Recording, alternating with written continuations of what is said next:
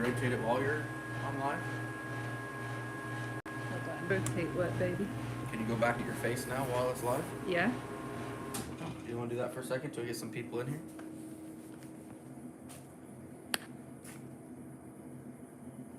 Orientation is locked. Eyes back. So what did you say? Okay. A mess. Okay. All right, how we doing, guys? Hey, okay, so here we are. Can I set this on the counter? No. I've cleaned the I'll counter. hold it. I don't want I've you cleaned the touching stuff. No. All right, guys, we're here we are. My wife's running the iPad. We're gonna be doing some raccoon fleshing here in a minute. I'm waiting for some people to get in the house here, and yeah, we're gonna be going pretty quick. Already got 41, so that's all right. Oh, how's everybody doing tonight? Also, if you don't mind, when they pop up with something, read it to me. Yep. So. Not right now though. No, not right now, but when we get this. So basically, they're facing me now. Wife's gonna flip the camera on the iPad, film me doing this. She's gonna read questions off, and then I'm gonna try to answer them the best I can. So. If I move a lot, it's because I'm freezing. It's cold out here. Yeah, I keep my shop cold. I have no heat source in this because my walk-in freezer keeps it warm enough for me. Right now, it's probably about 45 degrees in here because I left the doors and windows open last night to make sure it was cool. Yeah, so my wife's gonna freeze to death out here, but I don't want this place any warmer than about 50 degrees. For me, flesh and fur, you know, I'm kind of a large fella anyway, so I consume calories and I heat up quick, but yeah, so got 50 some in here now. We're gonna go ahead and get going. If you want to switch around, you're welcome to. What size boards and where did you get them? Okay, so my boards that I'm using, these actually come from Scott Welsh makes them. He's not exactly, he doesn't make these really publicly to sell them. He has a lumber business, him and his wife, they make lumber and stuff. He's always at the Iowa Trapper Convention and kind of makes these to order. I'd have to reach out to him, make sure. If any of you are interested in them, message me at Iowa Trapper and I can get with Scott and see if he's willing to help other people out too. You know, he does this for a living, making lumber, so these boards are kind of a side thing. He makes a few dozen a year. I don't know what all he can handle right now, so.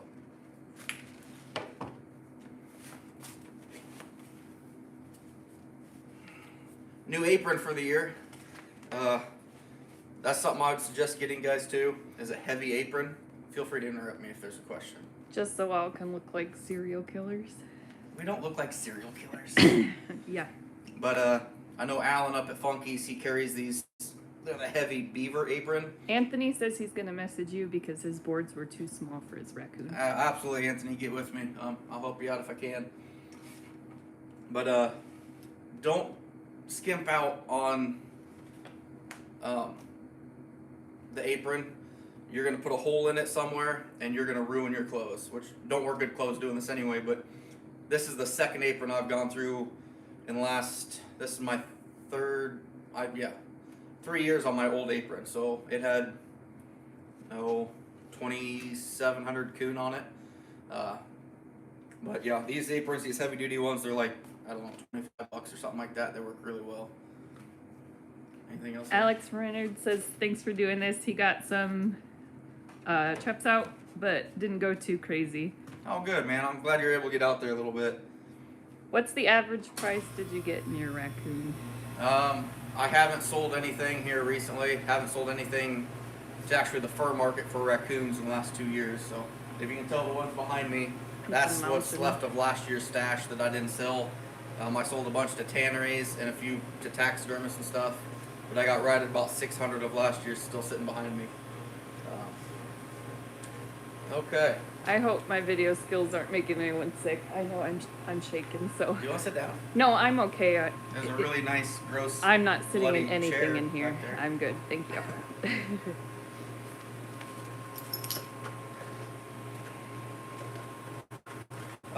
Not sure what everybody uses for gloves either, but for all my fur handling, I've gone to these Venom Steel. way better gloves than your regular rubber or latex gloves. These will last. These will last a long time. They're kind of tear resistant, I guess. Thank you, Guaranteed Country. Internet Veteran gave me a zoo fund. I'm not going to tell you what else. Okay, no, we're not doing the zoo fun tonight, guys. Off of this. Can we change it to a farm if you say no zoo fun? I'm waiting for her to just walk away with the iPad and start talking to you guys. I'm just like here by myself. Another thing, this is probably the most important thing about fur handling that I'm going to mention. Your fleshing knife. Do not skimp on a fleshing knife. This one's old. This is a Necker 600. This is what I used to use. It's very, very rigid blade. There's no flex in it at all. I used this for a lot of years, and I loved it. I thought that was the cat's meow. This is my 3rd year using a Caribou. It's kind of covered in grease. But you can see the amount of flex in this blade compared to the other one. I started using this, and it fit my style way better. Pop up. Internet Veteran says we can go farm. Internet Vet, get off here. I'm glad to see you, bud. I haven't seen you here for a while, so I'm glad you're still doing all right. But these flex in this fits my style, but a blade like a Necker might fit yours better. One thing I would suggest not doing, several trap houses sell those fleshing knives for like 15 or 20 bucks. Whatever those blades are, they are junk. Do not buy them. If you're going to flesh anything at all, do not invest. Yeah, this is $85. The Necker now is probably $75. But this is the same knife I've had for 3 years now, so we've put well over 2,000 coon underneath it. Just touch it up from time to time, and we're doing all right. Can you clean skin coon? I'm not sure. I've never done that. For my process, I'm best just to get them skinned as quick as I can. I've never heard of anybody doing that with raccoon, but like I said, it's impossible. I know a lot of people, some of the really, really good skinners do it with beaver, but it's not something I've ever done, even with beaver. And Judith and Dan say you should try a post. Oh, post knife? That's something I haven't tried yet. There's a couple of them. The post knife, Lee makes a really good knife that I've heard good things about. I'm not going to limit myself to only this Caribou, but for right now, it's what I got. But yeah, I'd definitely like to try other stuff and see what's out there. And someone else wants to know what your day job is. My day job, I work in -20 driving a forklift around a food warehouse. He also works the street corner. Anthony says, we clean skin because I don't have a fleshing beamer board. Oh, that's interesting. I didn't even know that was possible with coons. That's cool, Anthony. I've never heard of that with anything but beaver. Or Weeb Elite. Oh, Weeby? Yep. Weeby, sorry. Blades. Here, honey, hold this, please. Absolutely not. Get away. Oops. Please. Put it Okay. away. All right. I'm just thankful you're out here, I guess. So. Yeah. I'm afraid I'm going to trip over something, dude. It's not that bad. Don't walk. All right, guys. Do you try to trap coyotes? I do. I haven't gone after coyotes yet this year. We're getting ready to get some pretty good snow. I'll be chasing some coyotes on the road line afterwards. Justin Steins, is a mixed drink mandatory? Yes. Yes, it is. I was He pretty nervous. prefers martinis, but I don't let him bring the glasses out here. Yeah. No, I was pretty nervous about this live. This is something different that we haven't done before. Being able to have your guys' comments and questions. So, what's so funny? He has to pay people when you work the corner. Yeah, I lost $30 last week. I didn't get that back, but- Yeah, Justin, I'm gonna need that $30 back, by the way. Which Justin? There's only a few of them. Yeah. Okay. First thing, once you've got your coon skin though, brush this sucker out good. You do not want any burr in that. I like these thick toothed combs. Where are these actually like horse combs or something? Single edge or double edge caribou fleshing knife? Double edge. You want a dull side and a sharp side. I'll go into that a lot more later once we actually start. Basically, I've already brushed these out beforehand, but you want to go through and be very thorough. If you catch something the size of a pea in this when you're flushing it, you're going to rip a hole in it. You want this to be completely cleaned out, not anything on this fur at all. You don't wash your coons first, right? No. Only if they're really muddy, then you'll Yep. spray them And down. if I wash my coons first, I try to do it before I even skin them, if possible. Once in a while, want to slip past me that I get to this point and I go, I should have cleaned that up more, and I'll go ahead and rinse it off. But then you get the inside wet, and it speeds up bacteria, and it's kind of a mess. But How many air fresheners do you have? Not enough. it doesn't even stink. Not enough. I smell. It's a nice perfume of skunk. Well, right behind you, 6 skunks. sitting on Oh a gosh, table. that's why I smell skunk. Yup. Yeah. This is when our special dog goes outside, this is her favorite place to end up. So, All right. So so after brushing your raccoon. I'm done brushing them now. Yeah. Now this, when it comes to flushing raccoons especially, this is a very important thing. As my wife just said here a little bit ago, complained about it being cold out here. When fat is cold, it congels, okay? It gets thick. Versus when fat is warm, it's runny, it's greasy, and it's a mess. That gross you out? A little bit. But this is very firm fat because it's so cold in here, and that's ideal. This is ideally what you want when you're going to flush something. Did we hire a babysitter for this special event? It's called our son, and we will owe him for this. Yeah, I was almost worried tonight wasn't going to happen too, because my daughter's kind of a mess tonight, and she's not feeling the best. She's got a little cough, and let's just say she's very mom needy right now, so I definitely owe my 15-year-old for... Do you refrigerate these guys? Nope. No, I don't refrigerate anything. I'll pull them out of the freezer, and like I said, I keep my shop really cool, because when I'm actually flushing and working out here, I'm good in a hoodie in 40 to 50 degree weather just fine. Might take a couple days for these things to thaw, but that's what I want. Now, if you get into the later spring and such, then it'd be best to have them in you have a shop fridge or refrigerator out here. Not your wife's fridge, she'll kill you. Yep. But throw them in that, and they'll be good. They'll be fine until you get to flush them. It's a lot better than having them get warm. If this fat gets to about, don't quote me on this number, but I'm gonna say 70 degrees, 65 degrees, it's gonna be greasy. Every time you push on that fur, you're gonna have grease coming out of it, and it's a mess. Jim says flushing 1,000, right? Yeah, absolutely. 1,025 as of right now. Michael Grant says hi too. Hey, Michael, how we doing, bud? I'm impressed at how well you turned your raccoon inside out when you can't do that with socks before putting him in the laundry basket. We're not talking about Anthony wants to know where your flushing partner is. Is that Jackson? flush. I don't have a flushing partner. I flush everything Oh myself. yeah, Jackson doesn't flush. He skins. Yeah. Yep. I hire a skinner for the most of it. No flushing. But everything I catch, I flush myself from now until it's done. Yeah. I didn't strip. Yeah, these tails haven't burned out yet. I'm getting snarky. Oh, I shouldn't have read that one out loud. What? No comment. Yeah. You always want to open up your tail all the way. You use that tail puller once you've opened it a little bit. But go ahead and take a knife. If you got a gut hook knife, that works perfect for this. Just open it all the way down. Do you skin today's catch and then flesh yet the other days? I'll skin whenever I can. Try to keep up within a day or two. But everything goes in the freezer until I have time to flush it. Like right now, we got about 2.5 inches of snow on the ground.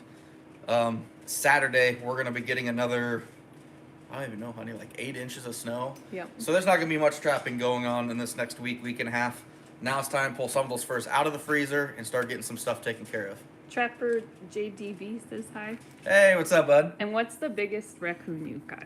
I had one that was 32. I've had one at 30, 2 at 31, and that's it, over 30. All right, guys.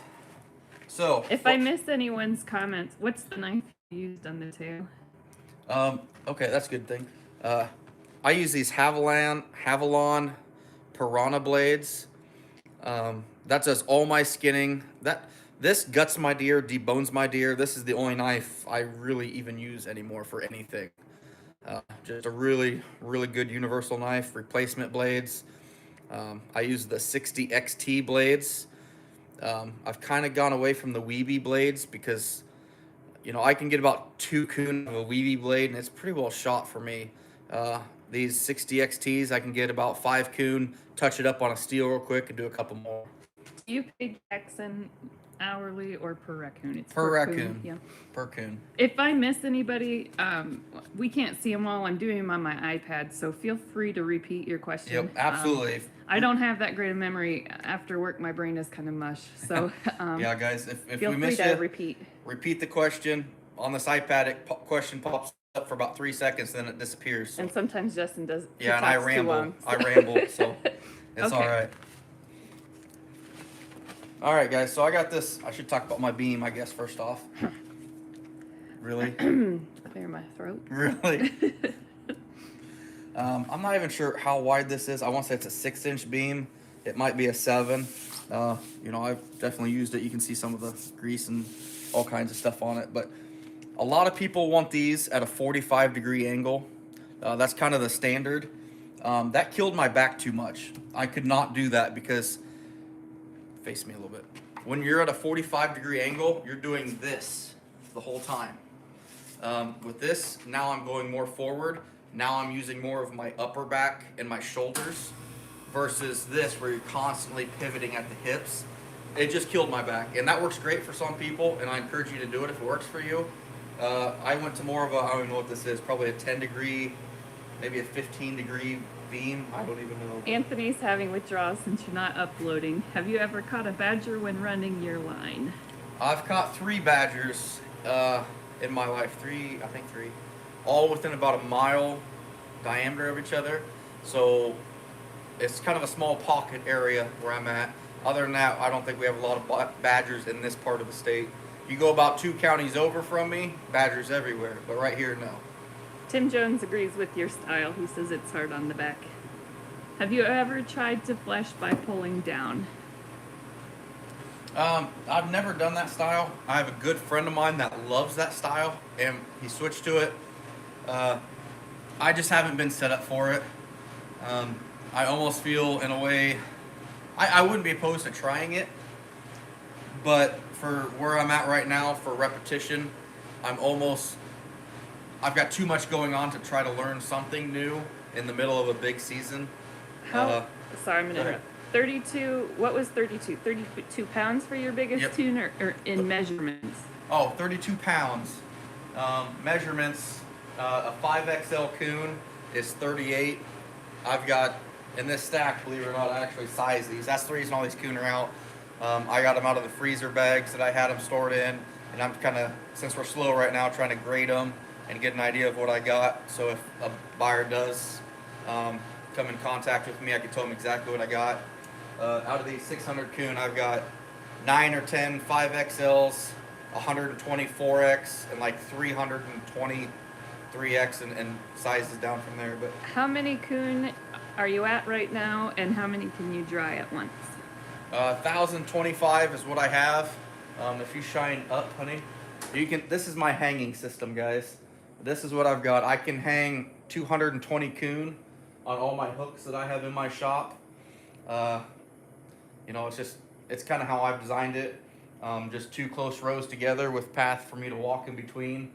I've got right at 220 coon boards, so it worked out perfect.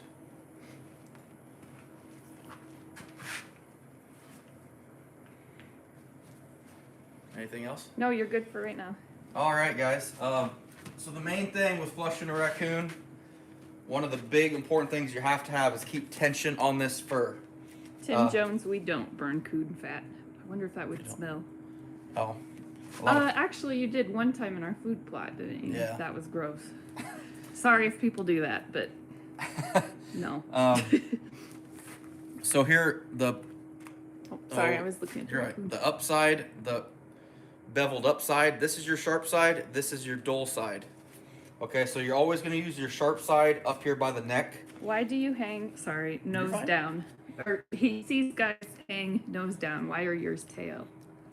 I would recommend, if you can and you're starting from scratch, it's better probably to hang nose down. It takes all your grease that comes out of your fur and it drips down the nose and off the board. By doing it the way I do, it gums down into the skirt and makes the skirt greasy, and I have to kind of clean it up a little bit. But at the same time, by hanging it nose up, I can give it a little tug on the board, and it'll pull that nose up just a little bit, give me a little bit more length. Nothing substantial by any bit. I mean, quarter of an inch at best. But it's how I had this set up in my shop, and for me to change everything now and drill holes in all my boards and put nails at a different angle for them to be able to hang on, it's just too much work for me. He does not make the stretchers, he buys them. Yep. And how many miles on your truck when you're trapping a day? Oh, on average about 100 probably. All right, you're good. All right. So I do not touch the head here, guys. The head does not get flushed at all. I start directly behind the ears and go down from there. I'll use the sharp side from here, probably down to about here. Your bigger coon, you'll have to go farther with the sharp side because bigger coon have more gristly fat. Scab hangs nose down for 2 days and then changes after that. Oh yeah, yep. No, good idea, Scab. I like that. It's crazy the color difference. Is that because you shot it? That it's red up there? No, this is just more meat on the. Okay. Okay. Where do you want? Okay, you're good. All right, so I'm going to take the sharp side, and I'm going to start right behind the head. And you're doing more of a slicing action with your sharp side. Now, if you can see right there, now I've got down to the leather. Okay, you can see that little patch there. That's the leather. That's what we're trying to get this whole thing down to. And I said tension. You can see when I pull on the nose how it makes this tight right here. If anything balls up, if fur balls up at all, and you go take a knife, sharp or dull side over it, you're gonna rip a hole right through it, no matter what. Just like any burr or anything else in there. So I'll use my slightly larger than average stomach. Your 6-pack? Yeah, my 6-pack or pony keg, whatever you want to call it. And now I'm just gonna slice right along the side of the head here. Joe Barry, I've never seen a raccoon in Alaska. Well, I can't say I have either. That means you can't go live there with your buddy. Now if you see I'm still slicing, I'm just gonna kind of round that board.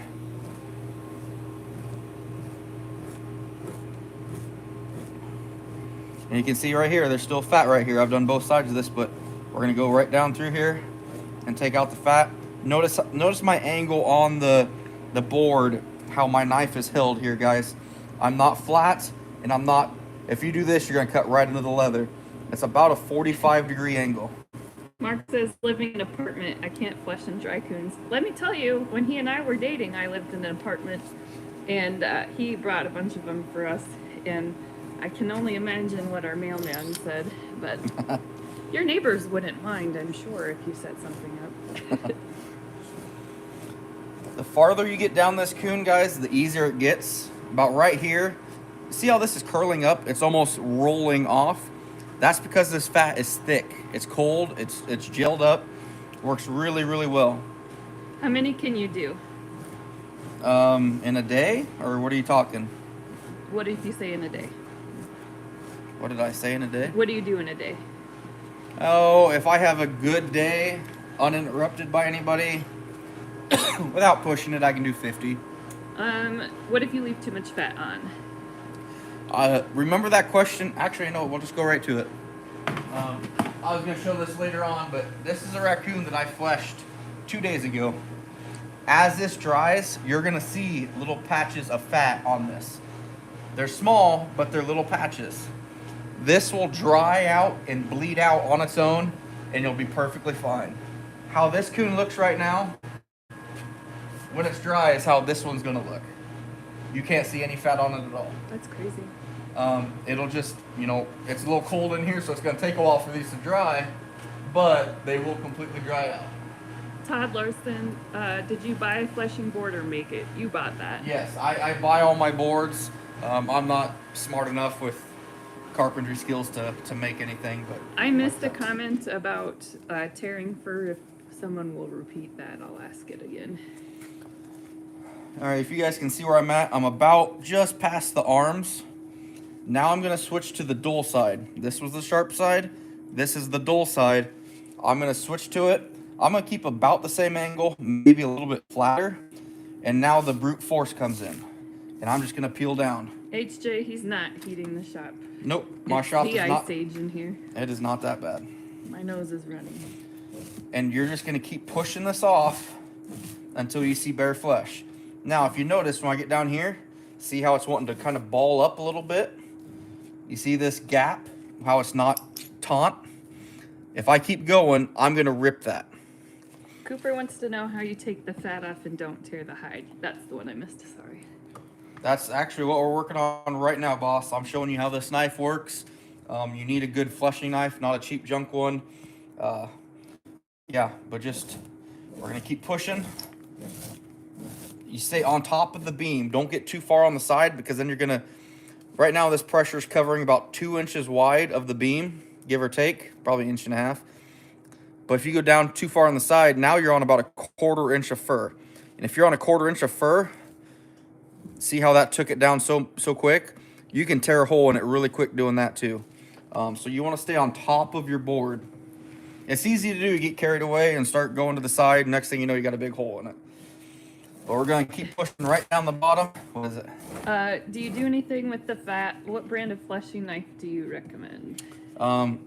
I would suggest a Necker 600 or a Caribou. Those are the two I've had experiences with.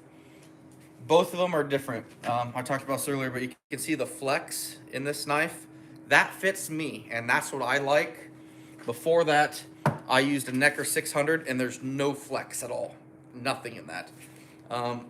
I like a blade that flexes. Some people like a solid knife. Totally your personal preference, and you probably won't know until you've tried both, to be honest with you. I give it to my dog for treats. Our dog quite enjoys it as well. Oh, yeah. But we don't give it intentionally. Yeah. We're just going to keep pushing right down here. Once you get towards the base of the tail, you can feel it wanting to catch. That's because you're getting into more of a gristly stuff, kind of like what we had up here at the neck. Thank you, Otter Cat. What Otter Cat say? Oh, just that I was doing a good job. Yeah. You are. You're fabulous. HJ ordered a Weeby knife. Weeby knife? Weeby knives are good knives. I think you'll be happy with it. I've never used one, but a lot of people I've talked to, they really like them. So you split the tail to the base, right? Yep, split the tail all the way to the base. If you have bigger sections of fat left, what to do? My fur is on the stretcher, an unheated, uninsulated shop, so it's cold. It should dry up on its own. I don't know what you're calling bigger pieces of fat. If you join in here, is this kind of what you're talking about as far as bigger pieces of fat left? You know, that's, I don't know, probably 2 inches or so that we're going to clean up here. But yeah, if it's, you know, fairly that's a better picture. Smaller pieces of fat, it should clean up on its own as it dries out and bleeds out eventually. You know, you don't want your shop below freezing, but you don't need it. CJ, when he gets sprayed with skunks, I have stock in peppermint oil. It really does help the smell. Otherwise, he can sleep with the dog outside. Yeah, thanks. Chris, what do I do for a living? I am in HR in an accounting firm. I also am going to school, and I work for a graphic design company part-time. What else do I do? Oh, and I write a book. I'm working on my second book. Yep, working on the second book. Is that dinner? No, we had pizza for dinner. Could probably fry it up. No, that's disgusting. Anyway, guys, right here on the base of the tail, it's a lot more gristly. You might have to go back to your sharp side, and you see how it's balling up? I don't like that. You want this tight as you can make it. So I'll go back to the sharp side and be careful with it because it wants to ball up here because it's hard to keep pressure. Oh, that was good. And I'll just basically fillet it right off is all I'm doing. I have a problem with the tail getting the gristle off. Any suggestions? The tail isn't a huge thing. You can tell right here. right here at this point is where I skinned it until I pulled it. So right here was all skinned out. Then we put the tail puller on it, and then we ripped it the rest of the way, and you can tell. I shouldn't have fleshed the last little bit, but there's always 2 chunks of fat right here, and that's where you tell where you got done, where you started to pull it through. I'll just very carefully go through with my knife and just kind of, with the sharp side, just really carefully go through. Now we're getting a little far away from me, but go ahead. No wonder he gets to trap so much. Oh, it's just, we are a team, that's what it is. Yeah. Work the tail crossways, left to right, then right to left. Here I've pulled a little piece of the tail off. That doesn't bother me at all. By the end of the season, I'll be ripping probably 1 out of every 5 tails off completely because I don't care, and the money's not in the tail anyway. But is the money in it in anyway? thanks. But then I'll go through over it with my knife, and you can see the little bit of residual fat we took off it. Now I'm gonna have a little issue with my Skinner because you can see a hole that he put in this. Oh, Mark 63, that's sad. They've cleaned so much land in my area, the coon are gone. That's too bad. It's happening here more and more too. Every time I drive down the road, there's another draw gone or a timber that I've taken out. You'd think he found out an old friend died sometimes when he realizes someone cleared something else out. Yeah, it's terrible. Oh, I caught such and such there, and how sad. Yeah, and it's too bad. if you don't act that sad when I die, I'm gonna be pissed. Just so you know. What's that? Right. All right, guys. So we've cleaned up the back side of it. We're going to the side of it now. I just stepped in something. It wasn't soft and squishy, was it? I don't know. It's still on me. Oh. Now I'll kind of come up here by the cheek region a little bit, up by the ear. Again, we're going to go to our sharp side. Oh, Ryan says, thank you for doing this video. I don't know anyone else that traps. I've learned everything I know about trapping and fur handling from people like you. Oh, thanks, Ryan. I appreciate it. Blake, please, how many will you get done tonight? Probably only 1 because I'm cold. I just missed the last one, something about a bobcat. I had 3 thought out for you to be here for. Oh, okay. All right, guys, I'm keeping the same angle I have, and this is repetition and you get a feel for your blade and how it works. You know, I can just sit here about a 45-degree angle and do kind of a slight cutting motion. Now, once I get to about here, it's wanting to just peel up again. So I'm going to switch to my dull side, and I'm just going to push it right up. I got almost kind of an up motion right here because of this leg. Remember what I said, if any fur balls up, you're going to rip a hole in it. That leg will ball up on you, overlap itself. So right before that, you know, I'm trying to get pretty clean. But as soon as I get to that leg, I'm going up. Just kind of pushing up. Just getting as much fat as I can off it in front of it. And now I'm going to jump right behind the leg. Hold on, time out. Go ahead. We're way behind. Still waiting on bobcat video. Anthony, I missed yours. Any suggestions on skinning a beaver if you don't have some kind of tool? I missed the tool. What other tools can you use to skin a beaver if you don't have the proper tool? Oh boy. All I've ever used is my Havalon knife for all my beaver. Unless he's clean skinning it, then you need that beaver pelter, which would work pretty well. Beaver pelter. Sorry, just stop me and yell at me. You're good. I was trying to remember them, but I didn't. So if I didn't answer yours or if I didn't ask yours, ask again. And maybe I'll have him look through this. He's gonna go in the house, right, at some point and read these. Yeah. So then he'll try to catch if I miss too. So sorry, guys. No, you're doing great. The side, you know, once you get past that leg, then we're back to this 45 degrees and just, I won't even say it's brute force. I'm probably pushing 20 pounds worth of pressure down. Do you pull up the pelt and place the arm where the head normally goes? That works for me. Actually, I haven't got to that point yet, but that's I'm gonna get there.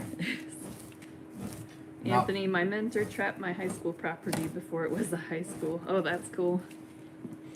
Another thing, guys, don't outreach too far. You can see my arms are fully extended. Now I'm bending again and really putting myself in an awkward position. Just grab the top of this fur and pull it down. Put it right here in front of you again. Thanks, Kevin. I'm trying.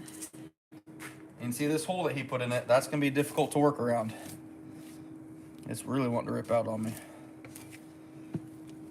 I hate holes. Jack Mitchell just fleshed my first raccoon.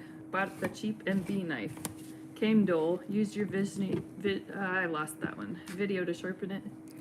Oh, well, I'll show you how to sharpen it here in a second. We're gonna get back to that hole here in a little bit, but I'll kind of work myself. Shane says, "What's up, Iowa?" How we doing, bud? Any critters eat your hides aside from the bugs? Sorry, CJ, I did see that one. I forgot. Not in the shop here, no. The dog, if the dog gets in. Yeah, the dog will. The dog is going to end up on this flushing table if she's not careful. Not funny. How many coon are put up in the background right now? Down here, if you're talking, that's the 600 I have left from last year. I've only got a few hanging up. Actually, some of those. A few. Some of those actually are still hanging from before season started. Some last minute coon I finished this year. I'll be curious how you flesh the belly on a female. Can you see spots on the pelts? I missed that last question. This is a female, so that's a good spot. Okay, I'm glad you brought this up. This is why we're doing this. If you see these little spots, these are just tick or flea bites. That's all they are. It's not something to be concerned about. Actually, you can even look at this raccoon right here that's still on a board. You can see the bite marks even better on that. That's not raccoon bite marks from other coon. It's just ticks and fleas and such like that. You're gonna have that. Very, very few coon do not have that. And that's out of your control. Go ahead. With the females, you have to be careful of the nipples. The nipples, yep. The nipples on the females, you have to be careful because you'll rip a huge hole in them. At what temperature do raccoons slow down movement? I wouldn't say it's necessarily temperature. It's more or less the snow. The snow will deter them more than the temperature. I've caught coon in 0-degree weather before. As long as there's no snow, they're going to keep moving. It's almost, look at them kind of like deer, the forefronts, after fronts. They're going to move pretty well. It's just not that snow, though, for raccoons. They're so short-legged. That pretty well deters them. You get good snow and they're done till rut. Go ahead. You're good. Okay. All right, guys, we're going to flush the other side of this now. Back to the sharp side again. I'm just using a slight cutting motion. So from where my hand starts to where I go over, I'm going, horizontal probably 10 inches, but I'm only going down about 4 inches. It's hard to explain what I'm doing. Once you get a feel for your knife, guys, you'll know what I'm talking about. But here we're coming up to that leg again. We're going to push and go up and over, up and over. Ever catch a black raccoon? I've caught a couple very, very dark ones. I would almost call them completely black, but they're not. If you don't have us harassing you, guarantee Country wants to know how quickly you can get one done.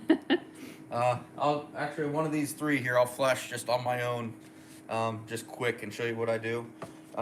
Someone that mentioned this earlier, for beginners, this is the best way to do your legs. Put your legs right where your head would be, and you can go completely around the leg with the dull side. Just spin the raccoon, and you can just go all the way around it. Once boarding is done, can I store my fur in the freezer? Yes, you can. That's how all of them were in that walk-in freezer through the summer this year. I bagged them up real good. I sealed them up the best I could, took as much air out of the bags.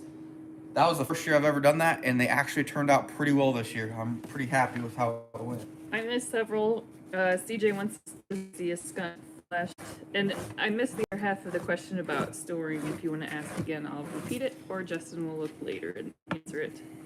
Well, we're going to do some skunks here coming up. My wife's going to film me skinning a skunk as well as flushing, and the look she just gave me of I didn't agree to that. I told you I would. You prefer to do this when they're cold, not or partially frozen, completely thawed. How do you prefer it? These need to be cold. Right now, these are probably about 45 degrees touch, maybe 40 degrees. I mean, they're chilly. You don't want to do it frozen because then your knife will not distinguish between fat and fur. But if it's too warm, you're going to have just a slimy, greasy, nasty mess, and it's not fun. For the person that mentioned about the females, this one is a female. So we're coming up on the nipple area. Now, on the females, I'll go over the top. Notice I'm not even pushing on the fur itself where I normally was. I'm just pushing to get the excess fat off the top first. This is gonna expose the nipples on these. One of them got ripped out, but there's still at least 2 here that I can see. Now these are gonna act like a burr. Where that one was ripped out, I can go right over the top of it. But right here, I'm gonna go over the top of it and you can hear it click. You guys hear that? That's because it's wanting to catch. Right there, I'm catching it, if you can see that. Yep. And by catching it, I'm balling up that fur. And if I keep doing what I'm doing, I'm gonna rip a giant hole in it. Because all it takes is for you to get carried away doing this, boom. All of a sudden, you're gonna have a silver dollar size hole right here. So that's very important. What I do is I actually just take my knife and I go around it. Mark says his kids enjoy watching you. Oh, thanks, Mark. I appreciate it. Thank you, internet veteran. This video is amazing. If anyone else can spare a couple bucks, throw them down for Iowa Trapper. Thanks, internet veteran. Not necessary, though. I'm just glad to be helping people out. Otter Cat has kept cats flush dried and vacuum sealed for 3 years. That don't surprise me. If you can seal these furs up, they'll last forever.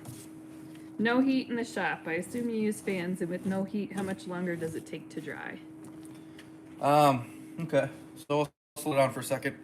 I don't use heat in here, but the only reason I don't is because that walk-in freezer will keep this shop about 40 to 45 degrees year-round.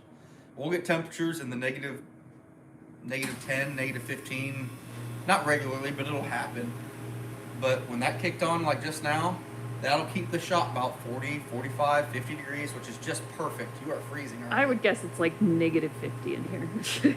Well, I had the shop doors open all day, so it's kind of chilly in here now. My toes are numb. But anyway,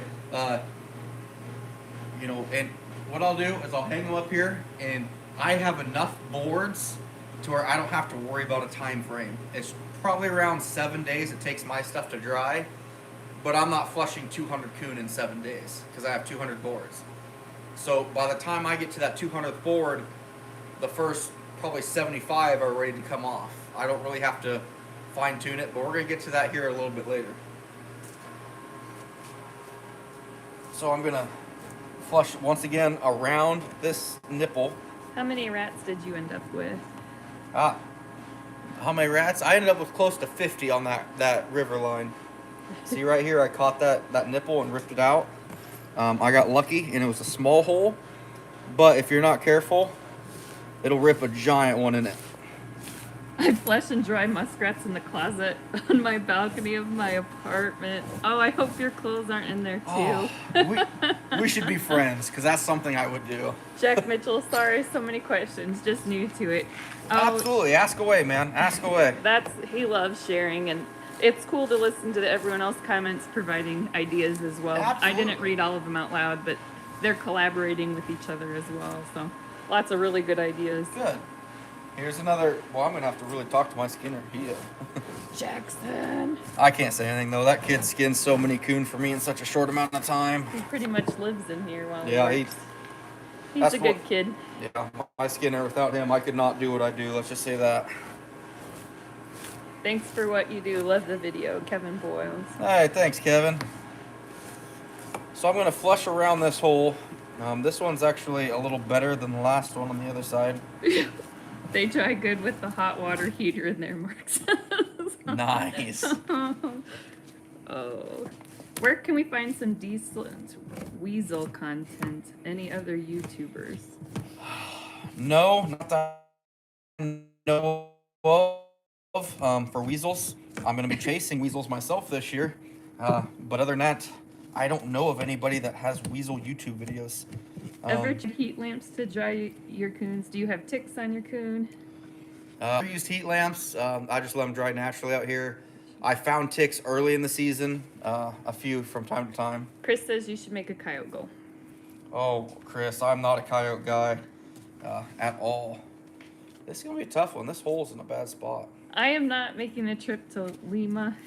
My best friend is getting married and I'm in her wedding. I wanted to and I thought we would, but I'm not missing her wedding for the world. So he'll be a party of one. Yeah, we found that out last night. I was like, oh no. I probably shouldn't go to Lima either. Guaranteed Country wants to see a video from you targeting mink. All right, guys. So there's the finished. When it's flushed out, that's what it's gonna look like. There's a little bit of loose fat on here, but nothing bad. And for me, what I do, when I take a day, I'm gonna flush a bunch. I'll put it fur back in, and then I'm gonna throw it in a bucket, and I'll flush like 25 or 30 at a time, and then I'll board them. I'm gonna flush one more real quick, kind of at my pace. Oh, Justin's going. Don't worry about that. I just won't be with him. Do you have a lot of ticks on your coon? I don't have a lot of ticks normally. A lot more fleas than anything. Yeah. Our Jackson, he shaves his head before he comes. So it's Yeah, not my Skinner literally shaves his head before he shows up to skin for me. Kevin, no, not really. Kevin, what? Does blood when you shoot them? Is it really blood? No, Oh, it's no. not. Not with these 177 1200 feet per second air rifle. It's pretty. What's your average time to completely finish a coon? Hold on, he's drinking his. I completely finished one of these out. I don't believe in rushing it. People are like, oh, I can skin a coon in a minute and a half or something. I've never been that guy. Because if you're rushing it like that, chances are you're going to mess something up and it's going to be bad. You're going to ruin it or damage it enough it loses value. Machetes to flesh. Some people have used machetes. Yep, I've heard of machetes. That's interesting. But I finish a coon. I do probably 7 to 8 an hour, give or take. You know, so yeah, probably close to that. I don't push it hard. Like I said, I'll flesh a bunch and then I'll board a bunch, which is something I went to last year. A lot easier on me. This one I'm gonna flesh kind of at my normal speed. What was the number of coons you released? I'd have to look now. I didn't go with them, so none on my behalf. I didn't break 100. I know that. Tell kids to practice on possums before coons. That's a good point. You definitely. That was Martin. Justin Martin. Mark. 64. Oh, Mark. Yeah, definitely. Possums do flesh out differently, but that's a good idea. I like that. You owe your wife big after this. Oh, I do. I know that. I definitely know that. I'm going to touch up my fleshing knife, which for those of you that haven't seen how I sharpen my fleshing knife, I'll show you real quick here. If you come up here real quick, honey. So if I want to go make a cut right now. What did he say about a Russian? It works. I mean, you can, if I really put pressure on this, it'll cut in. If I straighten it up more, it'll cut in more. But I'm going to touch this blade up. I'm going to sharpen it. Justin Mert says, I am here though. Oh, thanks, Justin. Thanks for tuning in. Is my burn healing okay? Thanks, Danny. It is. It's almost 100% now. Now, this goes against what everybody's learned for sharpening a knife, but this is how you sharpen a fleshing knife. This is the sharp side. I'll take my fleshing or my steel, go straight over the top of it. I'll go over it 3 times, touch it up once on the back side, and go over it again. And I'll probably do 2 repetitions on this because it's pretty full. Go back along the back side, and then once over the top. Now, that goes against what everybody's ever been taught as far as sharpening a knife. But you've got a beveled side over here, and you've got a straight side. You never try to bevel this flat side. What's so funny? You're smiling. GPM says you owe me a zoo. I don't owe her that much. Oh, excuse me? Okay, anyway. So now, you saw what I did when I was trying to flush into this. Now look, I'm putting less pressure on this than I was a second ago. And it flays right off. Jack Mitchell says that works fully. To fully sharpen a dull fleshing knife, just have to do it 15 minutes times? I missed Probably. the last one. So, like I said, I'm doing this kind of at my normal pace here. Flip. If you didn't notice that, I went from sharp, I flipped real quick, went to dull side.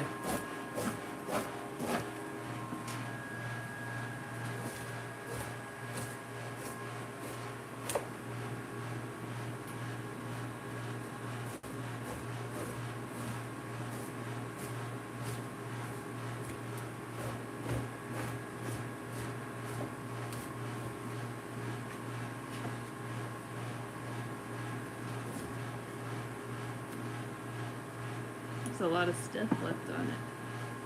Man, you didn't even open the tail up over there.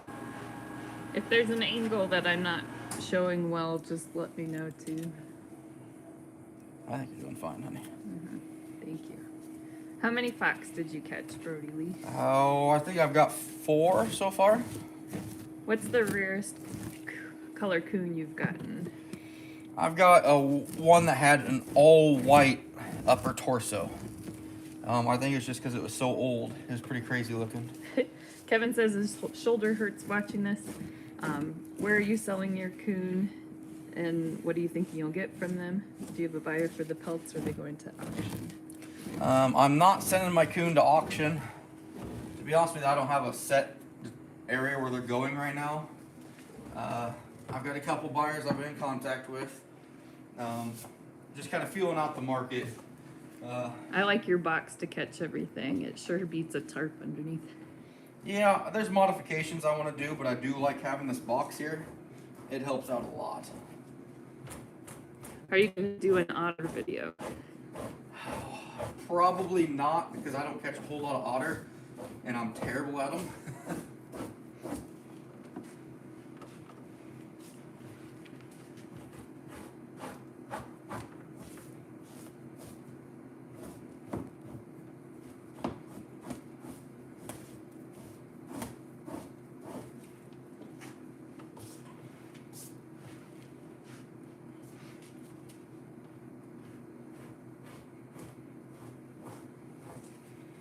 This is a really good coon. Really prime. Got a few little bites to him, but nothing major. What are all the different things you sell off a coon? Have you tried a fillet knife on the tail gristle? I've heard of people using a fillet knife, but I personally don't feel like I have to. I get enough of it off that it dries up pretty good. But yeah, I'm selling pretty much anything I can off a coon. Hearts, testicles, balcums, skulls, femur bones, you name Internet it. veteran says time for a drink. And how many can you flush in 5 minutes? Not that many. In 5 minutes, I could probably flush 2. Oh, I'll you're gonna drink touch for that? you. Oh no, you touched this with I your touched foot. that with my. Oh, Oh, thank you. you. I forgot. Wipe it on my hoodie. No, it's alright. I'm just not gonna use this hand for a while. Can you show us a close-up of the flushing beam without a hide on it? Yep, give me just a second here. Gotta make me one. Are there any rumors of the market improving? I have not heard of any rumors of that yet. Any setback on the snow? How old are you? Did your dad teach you to trap? And then I missed that last one. An internet veteran says cheers.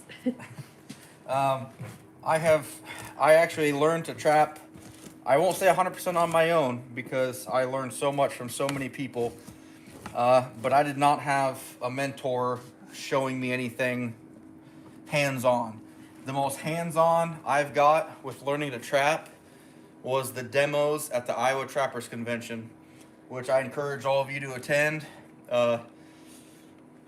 Kind of nervous, but this year I'm actually giving a demo this next September. I probably shouldn't even have said that, but I'll be giving a demo at the Iowa State Trapping Convention next year. But yeah, I didn't, I learned so much from DVDs like Kyle Katz, Jim Goff from a Snare Masters DVDs, stuff like that. Sorry, how hard is it to flush a coyote on a beam? Does Justin wear anything other than orange? Do you say you sell testicles? Who's buying them? I'm not gonna give information on my sources, guys, of where I'm selling stuff. I'm sorry, but Any animals you let go? Where's the convention going? Sorry, there's a lot of them. you're fine. The convention's gonna be in Washington, Iowa this year. Yes, I wear stuff other than orange. No, you I don't, wore hardly. a black hoodie on March 17th of last year, so don't forget that. What got you into trapping? And I missed that last question. What got you into trapping? What got me into trapping? That's a long story that I'm gonna have to share, but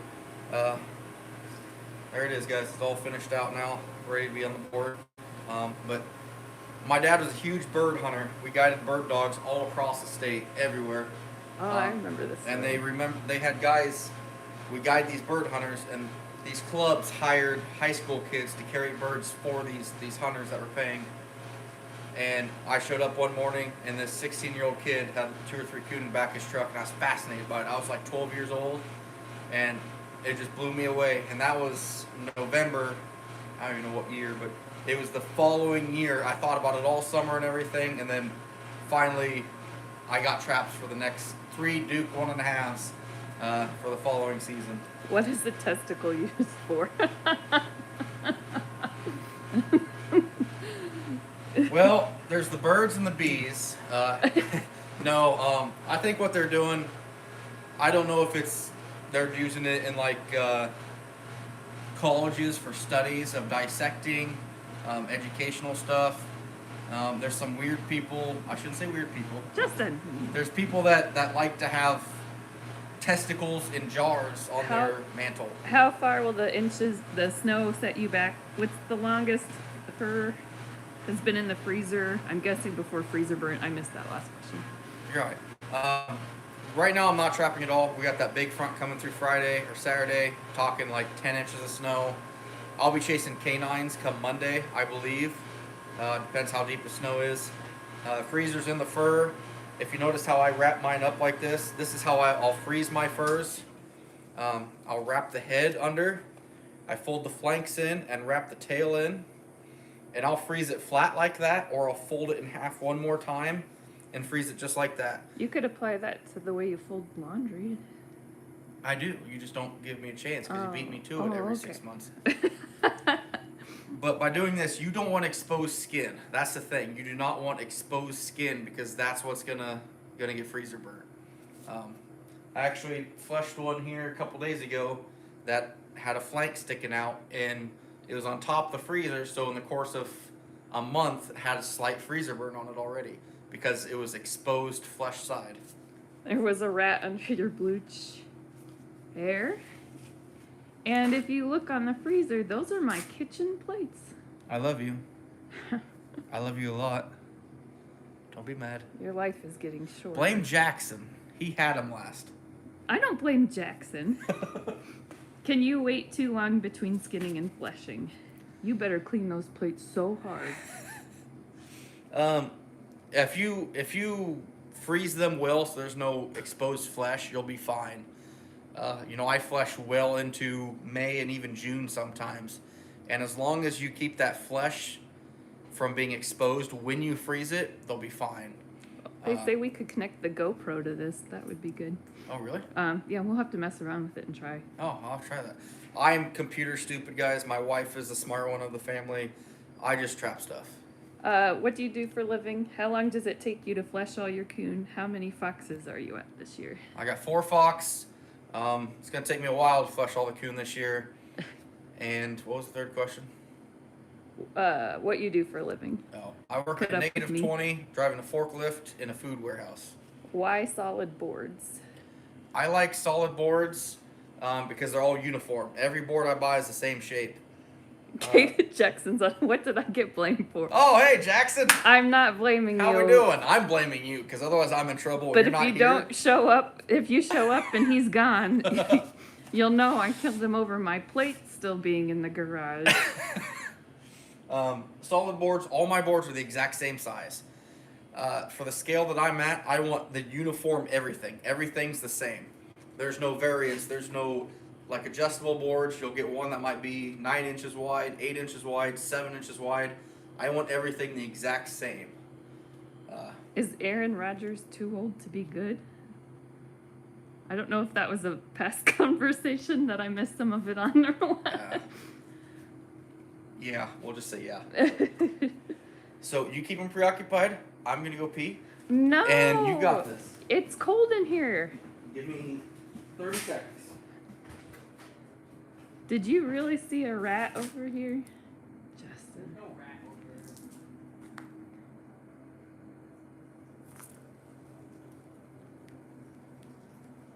I hear you. There you go. We sure do.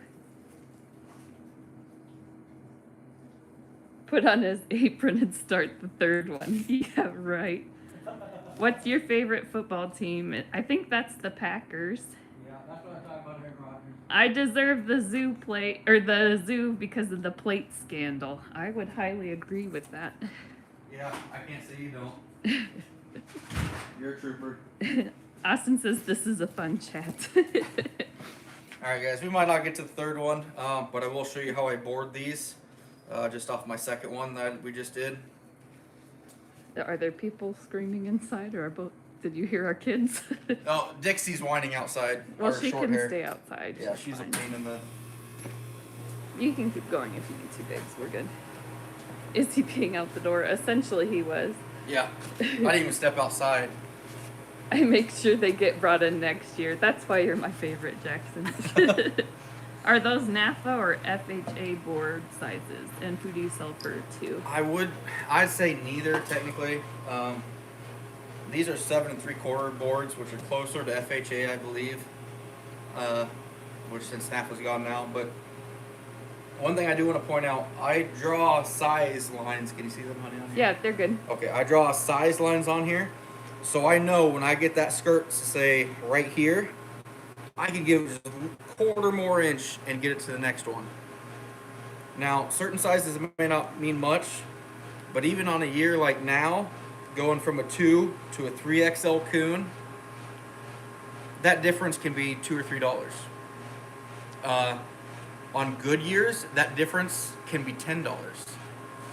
The good years might be behind us, but especially, I'll say this, I was a huge person with Push pins fur, too. the fur house. I was sending things up to NAFA and FHA. That's why I use boards. A lot of local buyers, they want wire and stuff. I'm a huge believer in your fur represents who you are, in a way. That sounds cheesy, but I want my fur to look good. I'm proud of it. I want it to be uniform. I want it to look good. I want it to feel full, really, really thick. And that's why I've gone to boards, and I love them. I won't go back. So I'll just drape that coon over the board. Just kind of give it a pull down. I missed a few questions. If you want to ask again, I think. What do you think the future of the fur market looks like? For the past 5 years, I think he's told me it's going to go up. Let's just say this. An eighth of a cup of water is full to me, and I will make it, I will be optimistic about it. Where do you order your boards from? My boards I actually get from a guy here in Iowa. His name's Scott Webb. He doesn't publicly make these.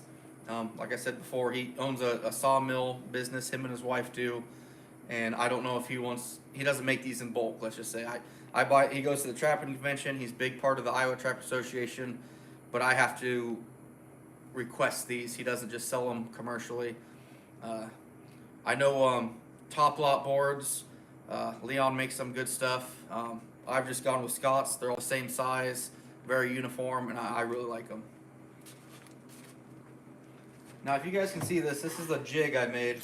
I don't know if you can see it or not. Yeah, babe, you're good. This just holds this board right at the perfect level for me. I don't even know how to say it, but it's kind of rigged up well, but now I can work at everything eye level. What kind of wood is that? What's that? What kind of wood? This is basswood. Basswood makes the best stretchers. You were right, guaranteed country. Some people try to use cedar and stuff, which could work too. But I really like this basswood. Do you flesh and board otters? And what are your thoughts on adjustable boards? Yes, I do. I do have a couple otters this year that I will be boarding. I don't like adjustables because you have different... I want everything uniform. I want everything the exact same. My coyotes, I want them all the exact same width. My coon, all the same width. Everything the exact same. How long are your boards? I'm not even sure what these are. Probably 4 foot. They're basswood too. Someone else that's the kind. Yeah, I'm not. I know this 5XL. That's 38 inches. So they're probably 54 inches total.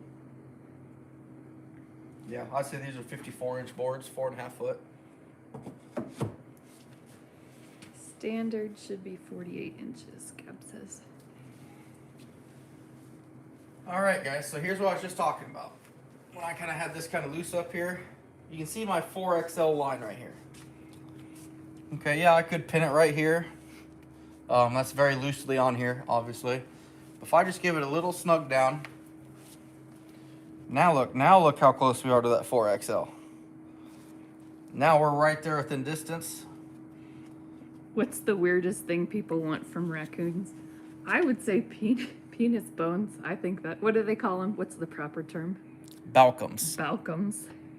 How come they are so loose by the base? Because they have big hips, right? Leave those raccoons alone. Why are they so loose at the base? They're wider typically. Our Iowa coons are generally bigger coons anyway. We'll get it pulled down tight, and I'll show you what it ends up being. Do you just have Duke DPs or do you use others? I run Duke pretty much solely. I do run the EZ traps, not Z traps, but EZs, which was made by the owner of Z Traps, his daughter, but she got out of it here a few years ago. Thank you, Homestead Outdoors. They said we're great. And Oh, I missed thank some you. of the comment. It was very kind. I hope you can go back and read that, honey. Balcums, I call them. I won't repeat that out loud. My first two pinnings are going to be right side by side the tail.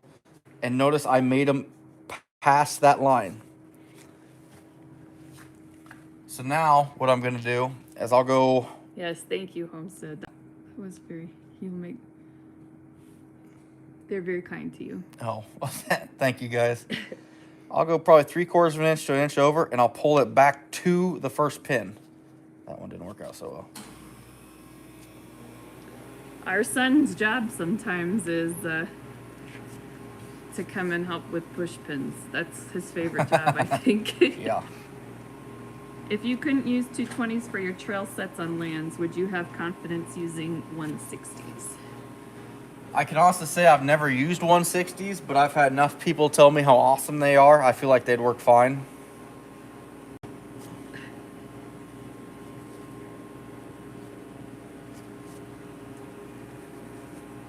Should I worry about getting bigger boards if the base is super loose like yours?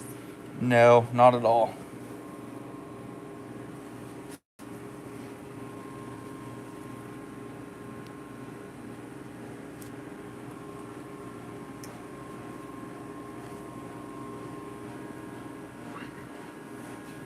You all right? I should have put on another layer. I told you to. I thought it would be good. This is a little bit of a snug fit for 4XL. A little snugger than I'd actually like it to be, but she'll be fine. Now with the tail, I pleat the tail, which means I'll start spreading it out and then I'll bunch it up as I go. I'll go down about 2 inches, push up a little bit. Do you pleat the tail? Yes, I do. That's what we're doing right now.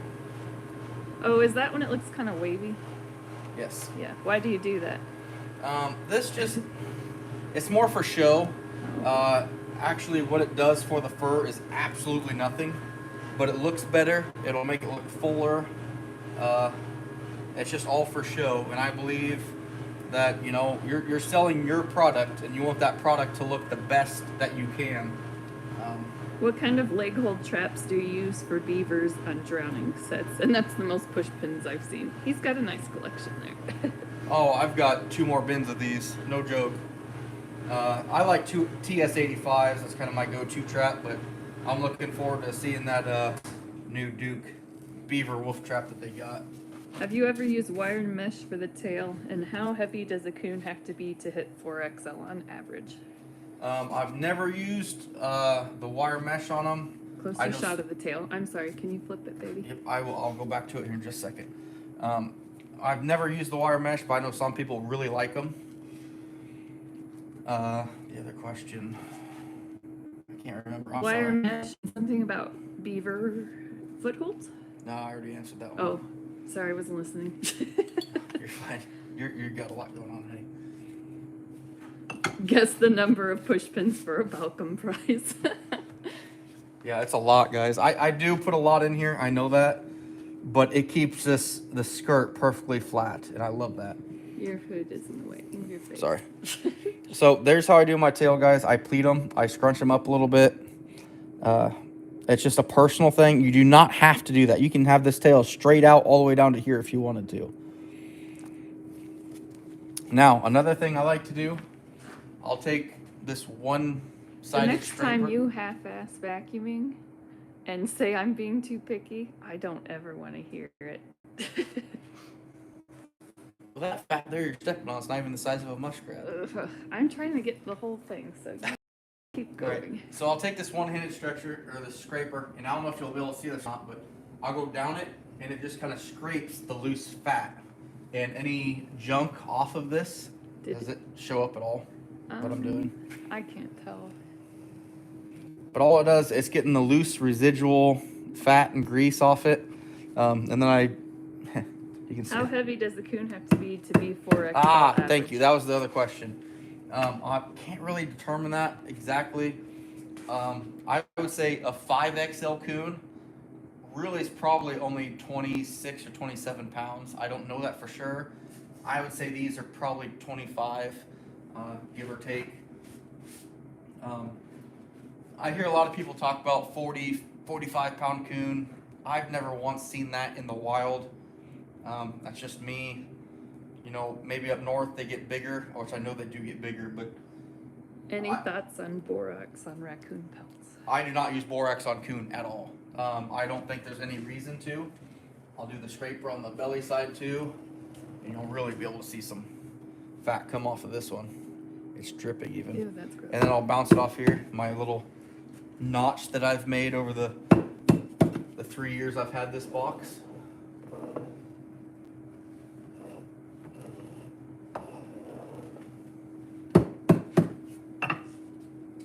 Now, what I'll do is I'll trim this up. Okay, so this looks, I mean, it doesn't look bad by any means, but, you know, where the penis bone went through, I'll go ahead and clean that up.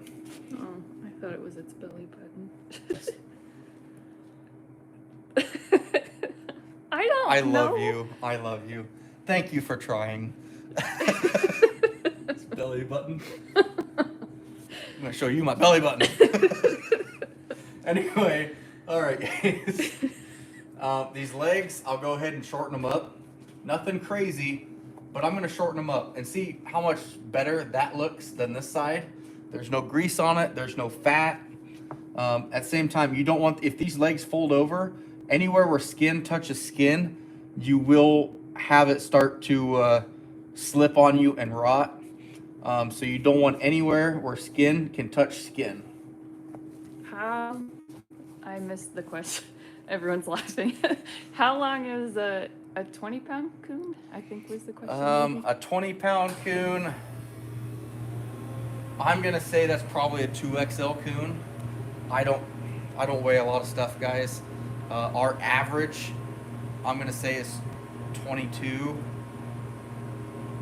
which is probably a 3XL coon. So you're probably around that 18 or 20. I could be wrong on that. Don't quote me. Now, one of the last things I'm going to do, this is going to make the inspection window.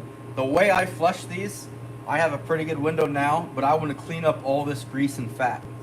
So I'll go ahead and pull on this. I'm going to make one slice right there, and I'm just going to kind of work that down the sides.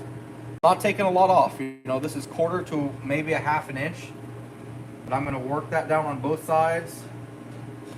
Now tell me that doesn't just look a lot better than what it was before. And the very last thing I'm going to do to this, the way I skin them, I don't leave the jaw on, but my Skinner Jackson, he skins them a different way, which he does it great. It's just different than how I do it. He leaves the bottom jaw on, so I'll go ahead and cut around and just cut this bottom lip off. And if you are sending to an auction house, which the one on the left is fur harvesters, but You don't cut to the quote-unquote belly button. no, we don't cut to the belly button. Sorry. I love you. An auction house would measure to your lowest point, which right now would be right here. When that dries, that's going to be about here. So I always will pin down these sides too, you know, we don't have enough pins in this yet, so we're gonna pin the sides. This one I already did. We might even pin a little bit on the front side here, just to make sure it stays 4XL coon. But that's it, guys. Other than I got all my belly boards in here. This, do not forget this. You will not get this Raccoon off this board. What if you don't kind do of it. sharpening steel do you have? I don't even really know. I bought it at Trapper Convention a couple years ago. Could, I missed part of that comment about cut high. The inspection window cut high. I'm not sure. Oh. It will go up to the penis hole, but I don't. I don't want to take. I want to take as little fur off of this as I can. Hence why kind of how I shape it. I already have a good window here anyway. I just kind of clean it up a little bit. And then, guys, all I'm gonna do is come over here and I'm gonna hang it on one of my hooks. And like I showed earlier, after a couple days, you're gonna see, oh yeah, you missed some fat here and there. This will dry up. This will completely dry up. It'll bleed out. You won't even notice it. Jeep fan guesses 30 push pins. And see this, you know, this is the shape that you get. You get those pins out, a uniform shape down here, And the pleated tail. and the pleated tail. You know, I pull this off and it feels, I mean, it feels heavy. It's a good, thick, good looking fur. And that's why I love wood over wire. Wire makes them feel thin. And I just don't like that. But Brody Lee, he kind of covered why he hangs it by the nose. I hang them by the nose. You could hang them by the bottom. It's probably better that way. But my whole setup when I started doing this was by the nose. And for me to go through and change 200 plus hooks, this works fine. I just have to clean up the base.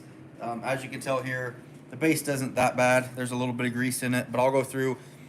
When these coon come off the boards, my mineral spirits that I have, I'll take a rag and I'll wipe these suckers down, get all the grease off them, and there is literally like, it's dry to the touch. There's no grease, there's no slime. Is it bad to tuck the legs?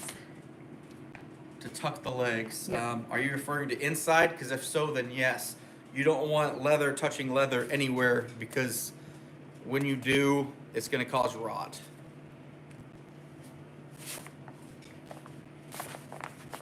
So, any other question, guys? Belly? Can you show us the belly button on a female raccoon pelt? Well, there is no actual belly buttons on them, so I'm going to assume no. Do you have a hoot at the top of your board or something? Oh, No, what I have is I have hooks up here on my boards, guys. I don't know if I can zoom of it. I'll How do bring you this over. tell a pelt that's rubbed when you turn it inside out? How do I tell if a pelt's rubbed? Hook. We can come over here. I missed some of the other questions if you want to ask We again. can come over here. I'll talk about some of these first a little bit.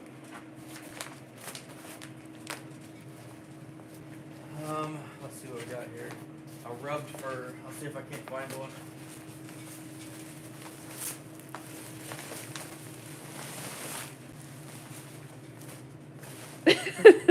I won't ask that question. Here's a coon that was caught later in the season. You can tell by this right here. That's a little rub spot. They always go weakest in the neck and right on the base of the head first. Almost all my coon will have some kind of a little spot. Some are less than others, but that is where it's going to break down first almost every time.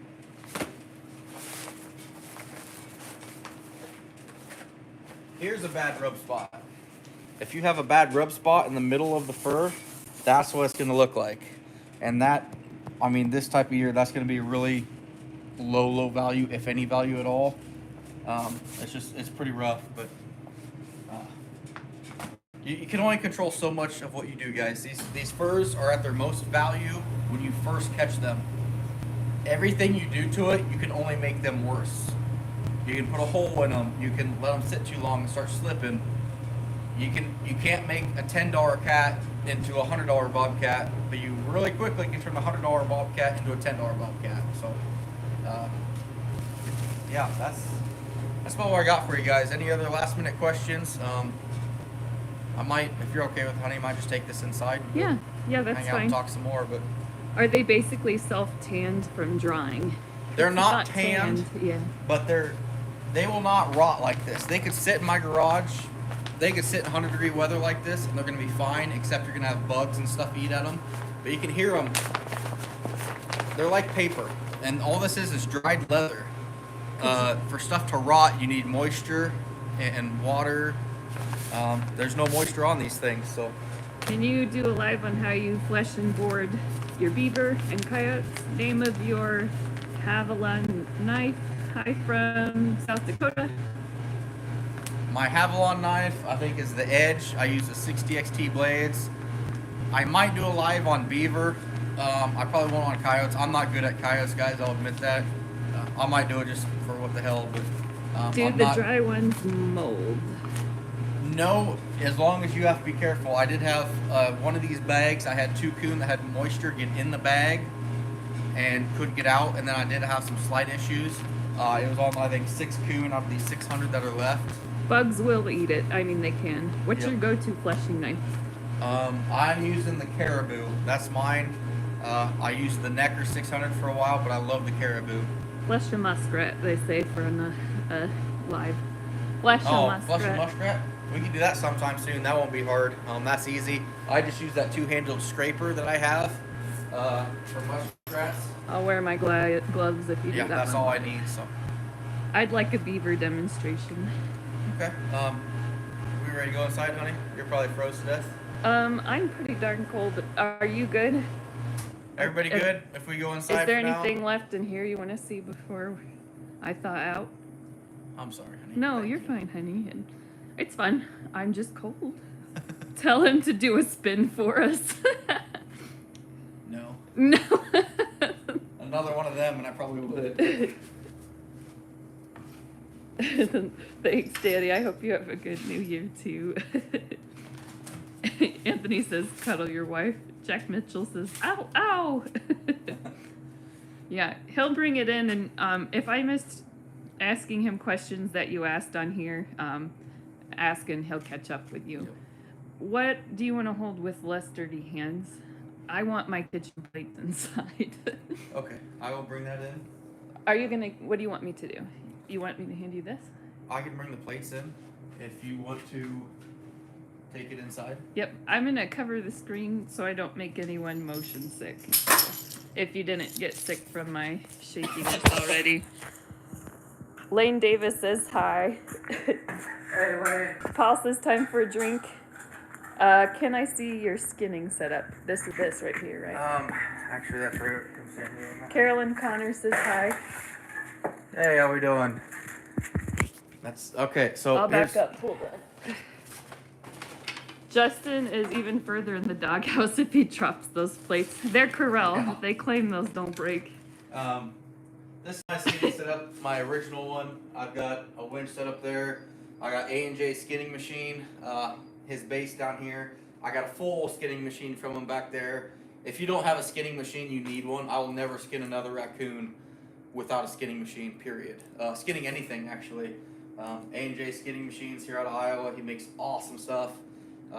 Definitely, I've got 3 bases and a full machine from him, so. And the skinning, here's the other skinning machine back here Yeah. in the It's mess. kind of a mess, guys, so don't judge, but. And then move that. They wanted to see the board without your stuff on it.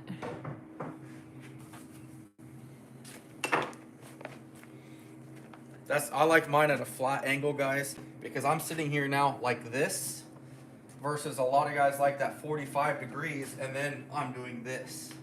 And that killed my back for years. I switched to more of a. What I think is cool is after after you use it a lot, how the shape changes on the end from, the wear. It's really cool. Yeah, it wears it. That's pretty neat. Anything else in here? All right, otherwise we're gonna go inside, guys, and talk other trapping. Nobody says so. Okay, I'll carry it inside. Did you get my plates? I got your plates. Thank you. How do you anchor your snares? I use kill poles, which is basically 1/2-inch rebar. I would use 5/8 if I was doing it again. Good night, Michael from New York. Oh, good night, bud. Have a good one. House tour. Oh, no problem.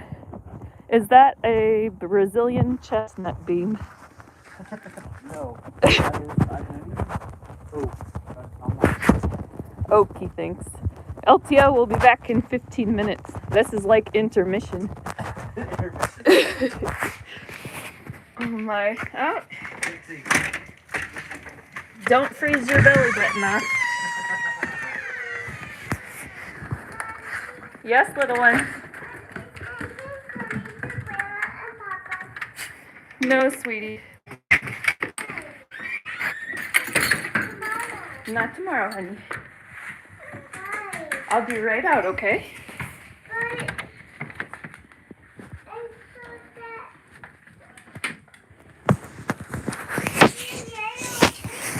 Yeah, I'll be ridden there in just a moment. There, you will play with her tomorrow, honey. I'm getting popcorn. Yeah. Okay. Daddy's doing a live, so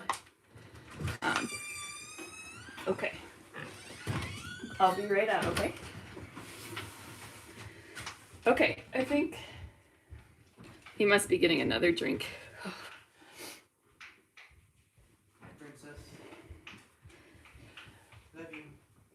Okay, you're good? Alright. I'm gonna grab the charger for this, if Okay. you wanna. Is it struggling? No, it's good. I just want to make sure it stays good. Alright. Oh boy. Alright. Tim Jones popcorn. Oh. Alright, so that's kind of my skinning setup, guys, or my flushing setup, I should say. Hope you guys caught something off of that. I know by doing it in person, I feel like it's...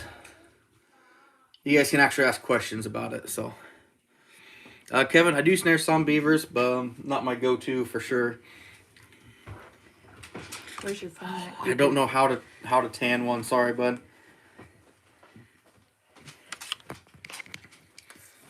The fat pretty much just goes in the carcass pit in the backyard.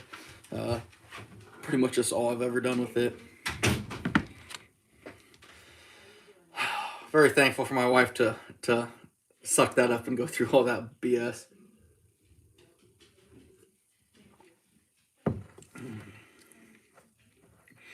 Oh yeah, Tim, that mineral spirits will take that oil and grease right off.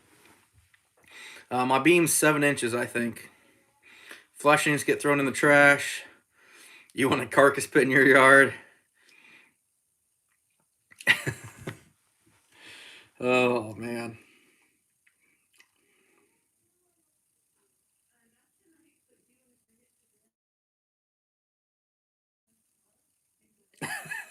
I just seen Brad. Oh boy.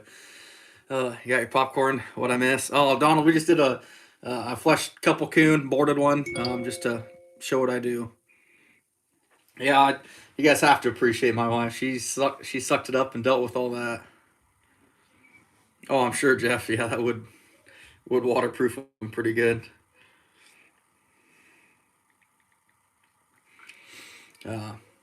Yeah, you know that's how I flush my coon, guys. Obviously, when I'm answering questions, I'm a lot quicker. I have had a couple guys want some, but it's in such small quantities. I love you, princess. Good night, baby. Thank you, honey. Little one's going to bed. All right, I'm going to pull up the comments on my phone, guys, because that'll work a lot better.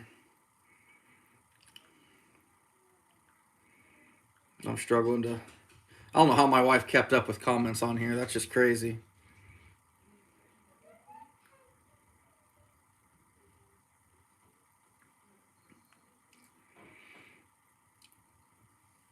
Hey, yeah, Jeep fam. I appreciate you, you showing everyone my wife's book. My wife's an author. You know, she wrote the book The Traveler, which I think I have one in here. You know, I support her as much as she supports me. So it's on Amazon. the Traveler, Jennifer Deaver. Check it out. I appreciate it. So your first coon is on a stretcher. What do I do next? I want to wait till spring to tan myself. Jack, as long as it stays cool, it's fine on the stretcher. You know, you can take it off and just mess with it, throw it in the freezer, whatever you want to do, but it'll be fine. Yeah, Kevin, she is a hero. Donald, you watched the whole video. Hey, Brad, how we doing? You forgot your password, Brad.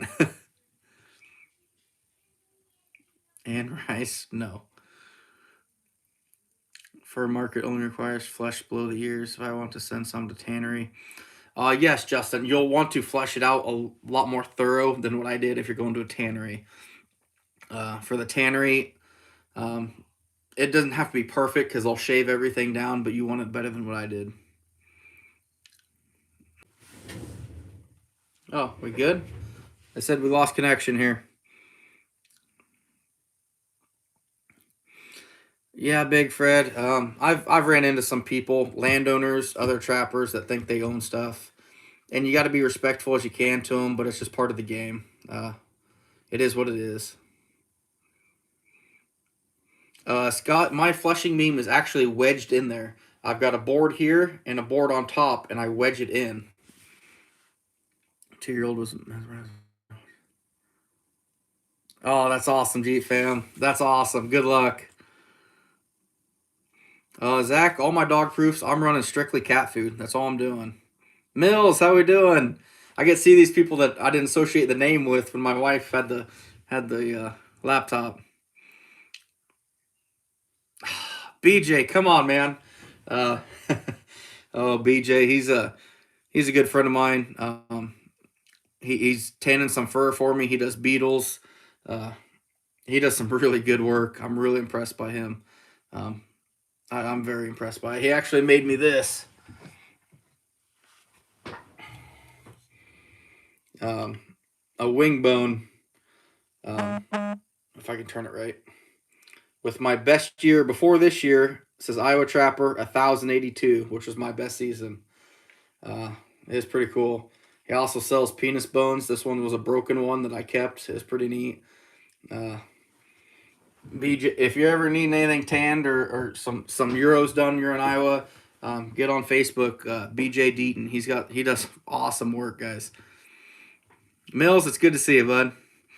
About the inspection window, I admit I've always cut mine up higher too. Not sure if it matters. I've never been told.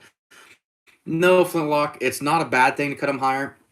For me, though, I look at it as taking fur off of it can't do anything but hurt the value.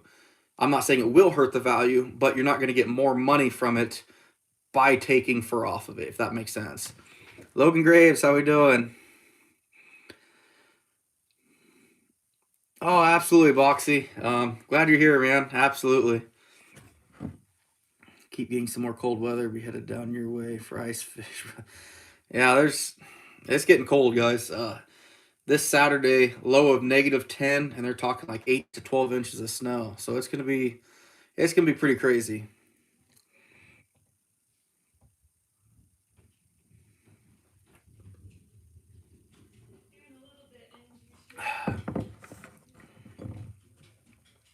No.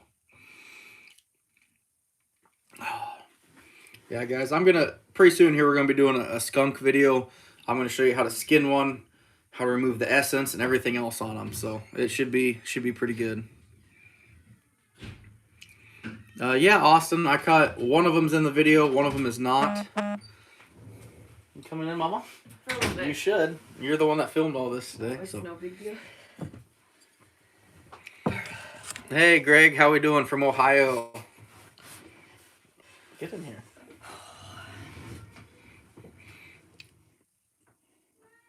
Oh. Uh-oh. Duty calls. Oh, I can get her. No, it's okay. How long can a chicken lay before hair clips? I don't know that one. Yeah, Brad, I'm using my knife when I'm using the sharp side, probably 45 degrees. When I'm using the dull side, it's almost flat. Sorry you missed that, man. Yeah, Kevin, there's a lot of snow and stuff for sure. Mr. Somebody, just a rum and Pepsi right now. Hunt ready, how we doing? Daniel, good evening from New York.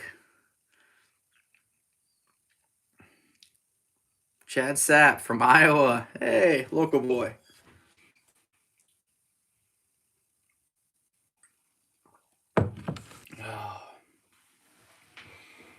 It's been a fun season, guys. I'm so glad I hit my goal earlier than I've ever, 2 years ago I hit 1,082, but I was crunching it right at the end to get that 1,082. I didn't hit 1,000 until I'm going to say probably January 10th, and this year we hit it the day before shotgun season, so that's pretty awesome.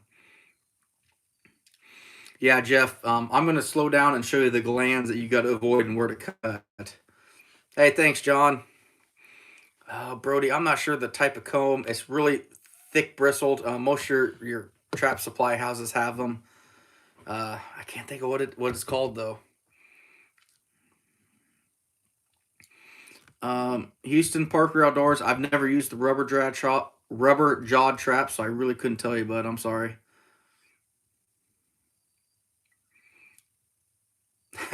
Donald, that's a lot of beaver fat. South Jersey, how we doing? Yeah, Alex, I'd get your traps out before that stuff hits us here in the next couple days. Hey, Dan from Iowa too. That's awesome. Oh, that's cool, Scab. That's interesting.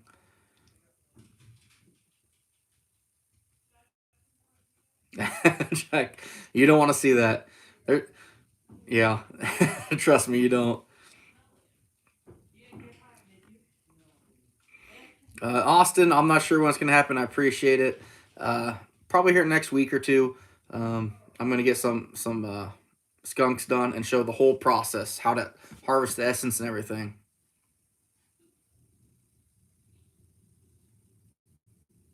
Here, another trapper's in the area for a bit. He comes knocking on your door today.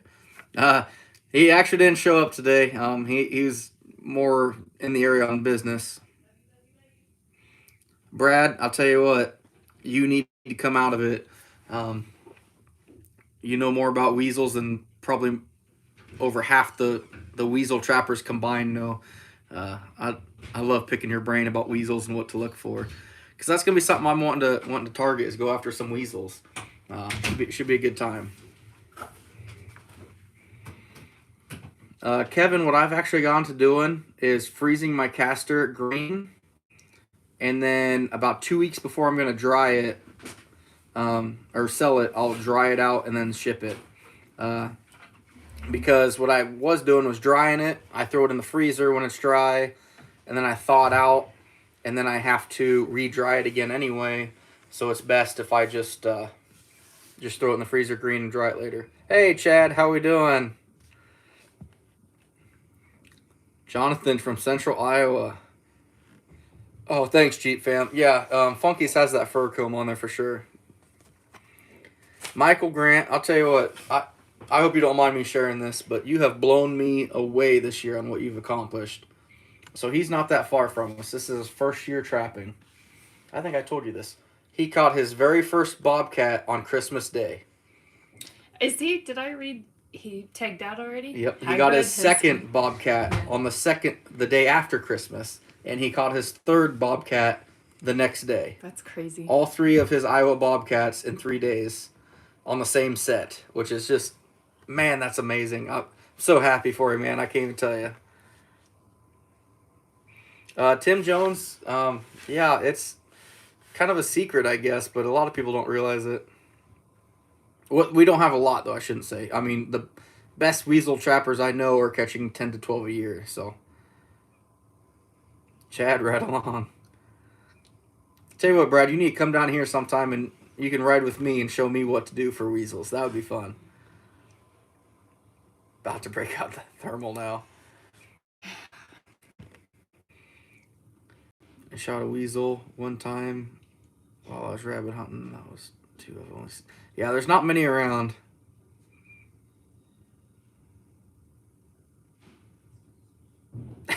Jack. So far, Chad, I've got 2. I'm allowed 1 more. I haven't even tried for them yet. I just caught 2 incidentals and 2 20s for coon. Yeah, Jack, is that the trapper version of OnlyFans? Is that what this is turning into? Do you want me to go back in the living room? No, you're fine. Get in Cover here. our children's eyes? It's not that bad. No. The Essence pretty much is being sold by the ounce. $15 to $20 an ounce right now is pretty common right now. Been thinking about wearing shorts out of the trap line for me. You are crazy. I'll tell you what, Scab, I got a buddy of mine who wears shorts trapping even if it's -10, so. Oh my gosh. I appreciate it, G-Fam. Oh, that's awesome, John. I'd love to see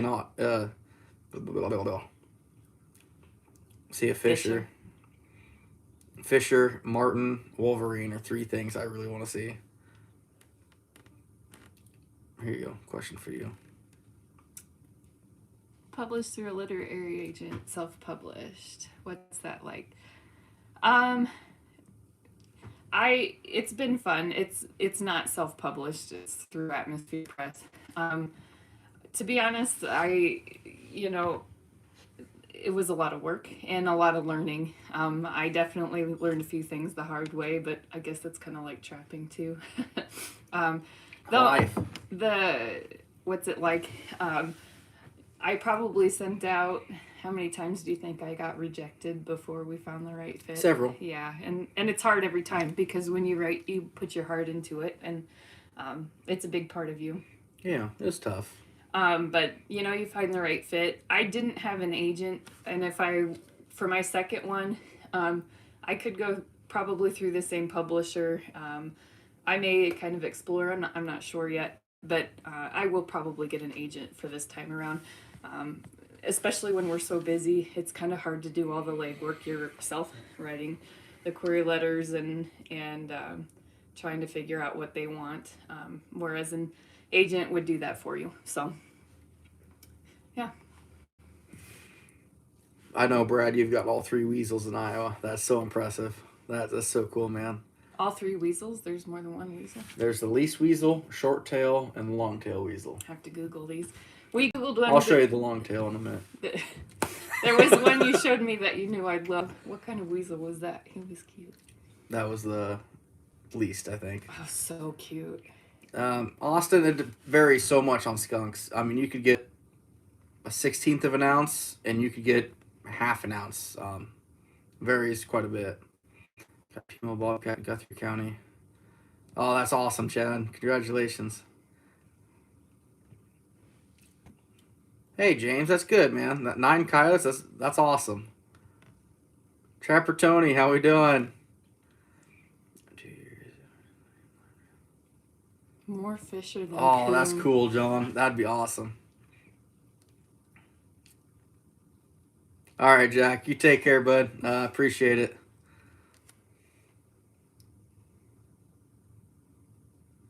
What trap line am I running? I run all road ditches. They're road right-of-ways. Not sure if that answers your question or not, but...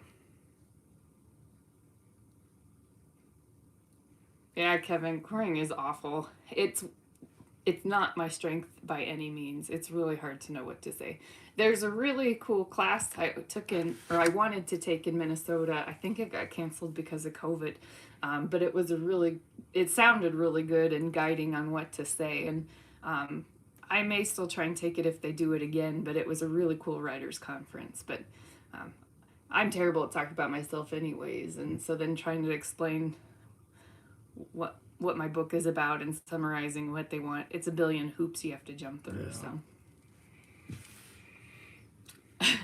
I've made great strides. I seen that otter cat. Brody, I'm using the Lacrosse Big Chiefs, I believe. And that's the first hit boot that I've got over a year of use out of. Everything else, I've gone through about 2 pairs a year. This is the first pair I got about a year and a half out of. So they're pricey. I want to say they're about $140, $150, but they're worth it.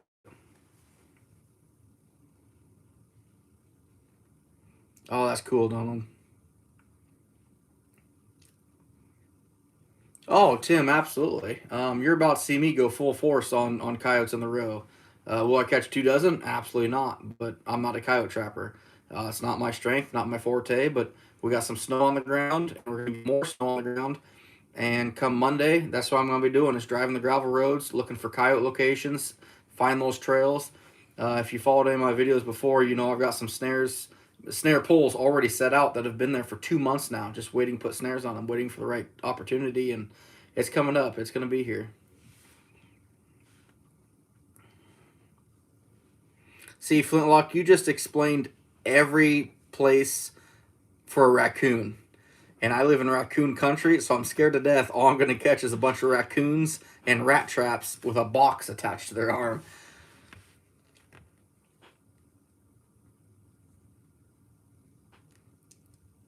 Oh, Cameron, that's awesome. Yeah, I'm glad you. Yeah, she did it. She made that.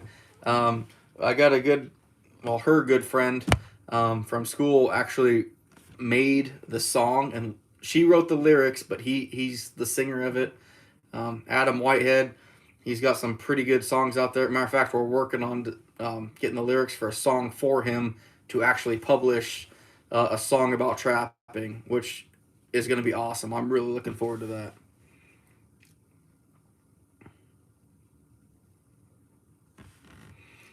Dan, I can't post this. Oh, on Iowa Trapper on my Facebook. Yeah, I'll share this on there for sure. Oh, Tim, absolutely. You get snow on the ground, it's the cat's meow right now for finding locations for coyotes. You get if that snow lasts for 2 days, you'll come to a spot where you'll find 6 or 7 tracks going through a fence line. It's dynamite. Trapper Tony released a baby bobcat today. Oh, Trapper Tony should have kept it. I would love it. Don't say that. I can't keep them. He doesn't mean that. Oh, that's cool, Mr. Somebody. Oh, thanks, Jeep fam. You found the hip boots. That's awesome. I didn't know what the price was. Kind of, yeah. That's tough country style trapping. You want to be as humane as you can, and it's more like a foothold at that point, just catch it in that way. But you want to make sure a conibear is supposed to dispatch him. A 120 is too small for a coon, but um, I actually I take that back. I've seen coon dispatched, big coon in 120s dispatched. So Just hits them right. yeah, but if they're reaching through for something, you're just gonna catch them by the arm.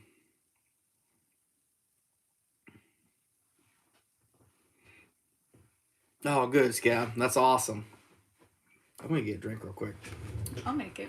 You sure? Yeah. Same thing. Okay. Yeah. Gonna try I that love again. you. I love you. Mm-hmm. Oh, That is still frozen. your butt is cold. Oh, it's so funny how I am like so warm blooded. I could have been out there in the shop in a t-shirt, no problem. She's froze to death in a hoodie and everything else. It's funny.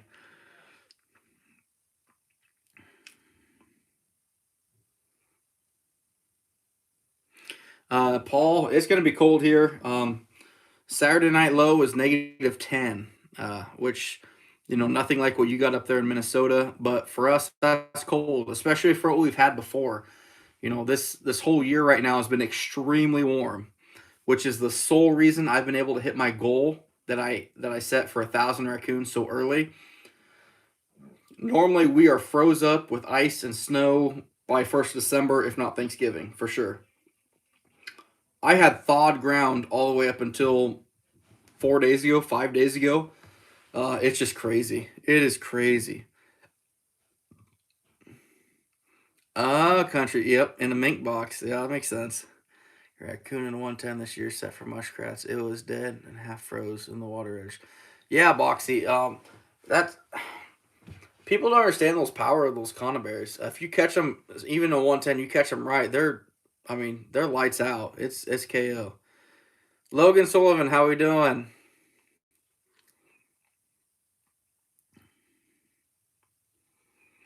Yeah, Scab, you're gonna have to fix that one up pretty good. That trap probably got tore up pretty good.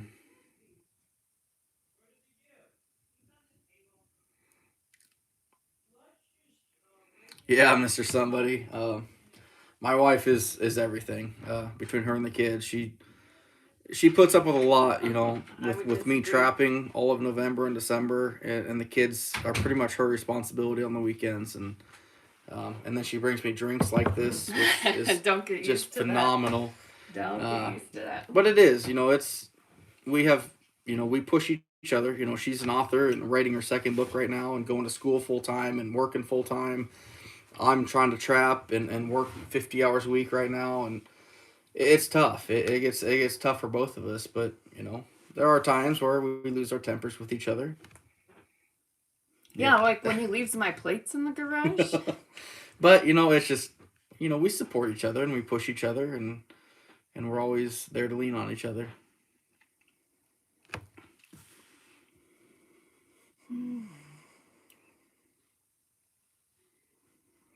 Flintlock, Bob Noonan has some awesome mink books too.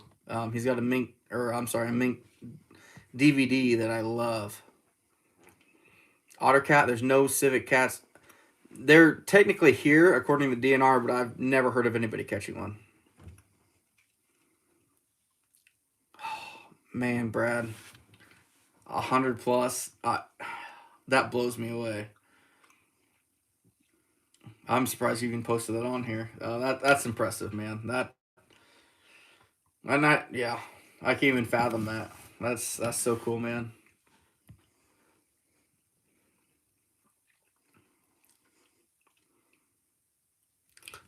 Kevin, I can't say that I have on 1.5s. I've had pullouts for beaver in my 1.5s, but I've never had the jaws pop out. I have had them pop out on the Duke number 2s with coyotes though, or it could have been deer caught in them too.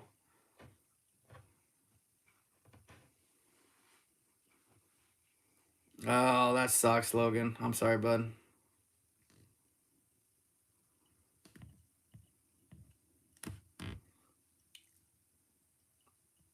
Cage trap bobcats. That's cool.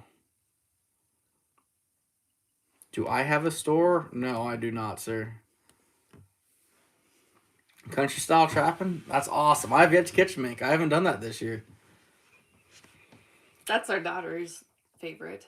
Yeah, she loves the mink. Best coon trapping DVD with conibears, Anthony. You had to ask. He's up in Minnesota. I can't think of his name now. He's got an awesome conibear DVD. It's something with conibears. I can't think of it. It's not Rick. He's got a big series of DVDs. I cannot think of it for the life of me. When I find it, I'll message you, bud.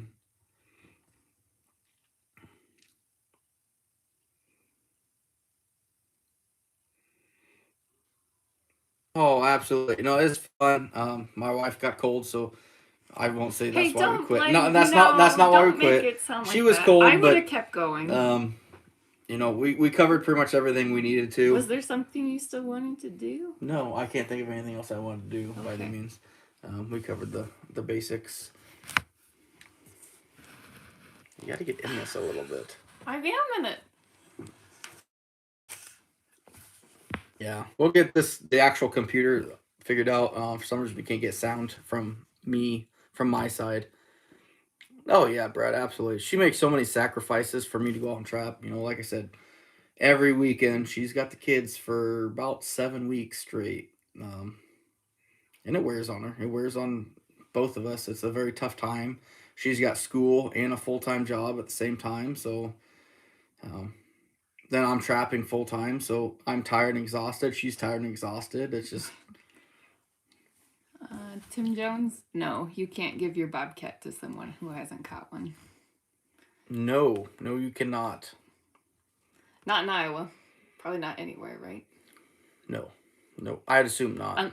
If they're trapping with you and their name is on the trap tag. Yeah, look at you go. Proud of you. Dan, last year I didn't do anything. I got spring beaver season coming up, but I'm gonna do some bow fishing this year. You better take your son. Oh yeah, take my 15-year-old Noah. He's gonna go do some bow fishing with me. Mm-hmm. Might try filming some of that. Might try filming some dove hunting. I want to try next year. Who knows? Who knows where we go? Yeah, Brad. I bet. The money's coming in, but you're probably gone all the time. Tim in a 220 trap, doesn't matter. Whatever it is, live or dead, you can't give it to anyone else. You have to call DNR, and they will come get it. Yep. And probably sell it themselves. Yeah. Yeah, your DNR will just turn around and sell it themselves. So. Oh, no problem in filming it. I don't mind. Ah, Donald, that's right. Ron Hauser. There we go. Ron Hauser has an excellent 220 DVD. He's got a couple other DVDs out there too. It's a little more, how do I say it? You know, he's one of the old school trappers, so everything's kind of, the excitement level isn't quite there because everything's kind of nonchalant because he's been doing this for decades probably. Yeah. It's good, very educational, but gets kind of boring.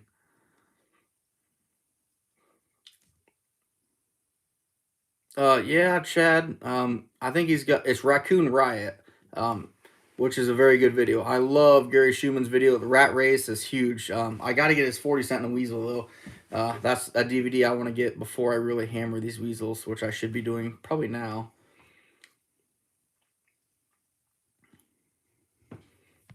Yeah, Alex. If you can, if it's still live, obviously you can release it. But yeah, Mr. Somebody, that was it.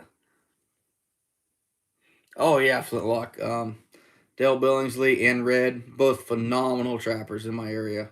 Not my area. They're kind of down to the south on both sides of me, but phenomenal trappers. They definitely know what they're doing. Kevin, that's nice of you to say. I love the school I'm doing is fun. I had our son pretty young, and so I got an associate's degree to get a job and hurry up and move on in life. And so this time it's for me to do what I like doing. Absolutely. So I'm enjoying every minute of it. I mean, it's stressful. Oh, There's it's late stressful. nights and there's some tears every once in a while, but it's still exciting and it's worth it to me. So. Yeah, I'd come in here and be like, "You doing okay, honey? Leave me alone." Yeah. Oh, okay. Love you. I'm going to bed. You're not set up to handle skunks. Is anyone? Oh, I love skunks. They're awesome. They don't love Mark, you. it takes time. When you remove the essence out of them, no matter what, you will stink. Even if you don't get anything on you, just that in the air will stick to you, and it's bad. Bow fishing is fun to watch. It's a really cool thing. My boy shot his very first fish last year at like 15 yards with a bow. I was very impressed by that. It was pretty cool. Hey, LTO, that was longer than 15 minutes. What else were you doing?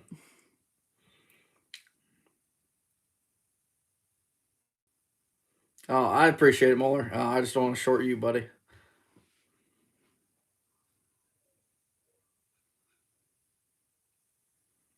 You can do it, Brad, or is there supposed to be a can't do a big weasel line since you're married with kids?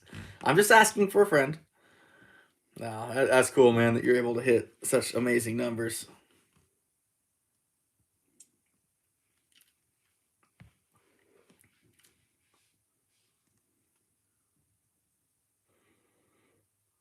You washed and waxed your trap, Scab.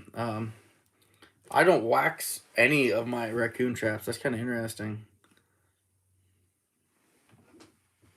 Yeah, Flintlock, up in Minnesota, they had an extended check on their 220, so he could set them, and I think he was checking them every 3 days. And then he would pull the trap immediately because the dead animal smell, he wouldn't reset it because he'd worried about dogs up there. I think it's a different type of terrain than what I'm used to. Support your local game warden. Yep, I've heard of that country style trapping. I heard it fills up pretty quick up there too. Jackson, I agree. Jackson, you're not supposed to comment on this. I'm paying you to keep your mouth shut. No. I like it.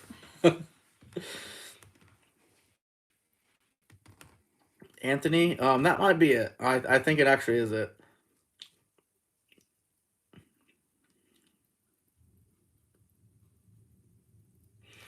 Kevin, I'm not good at it by any means. I've probably shot less than 50 fish in my life by far, but it's fun. It's so fun. Eating cookies to watch a football game. Oh yeah, I forgot they got the bowl games on. Hey Wayne, Happy New Year's to you too, bud.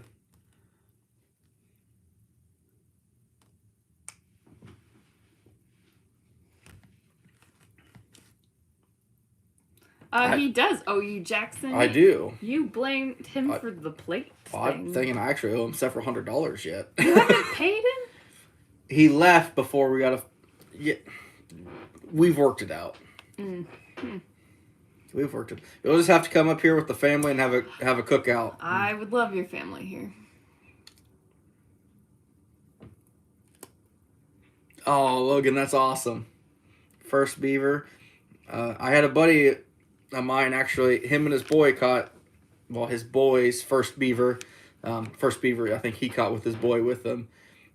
He brought it over and I fleshed it out for him. He's going to take it over to BJ, and BJ's going to tan it for him. It was pretty cool. It was pretty cool. He'll take his payment. Yeah, right. Mean little cuss.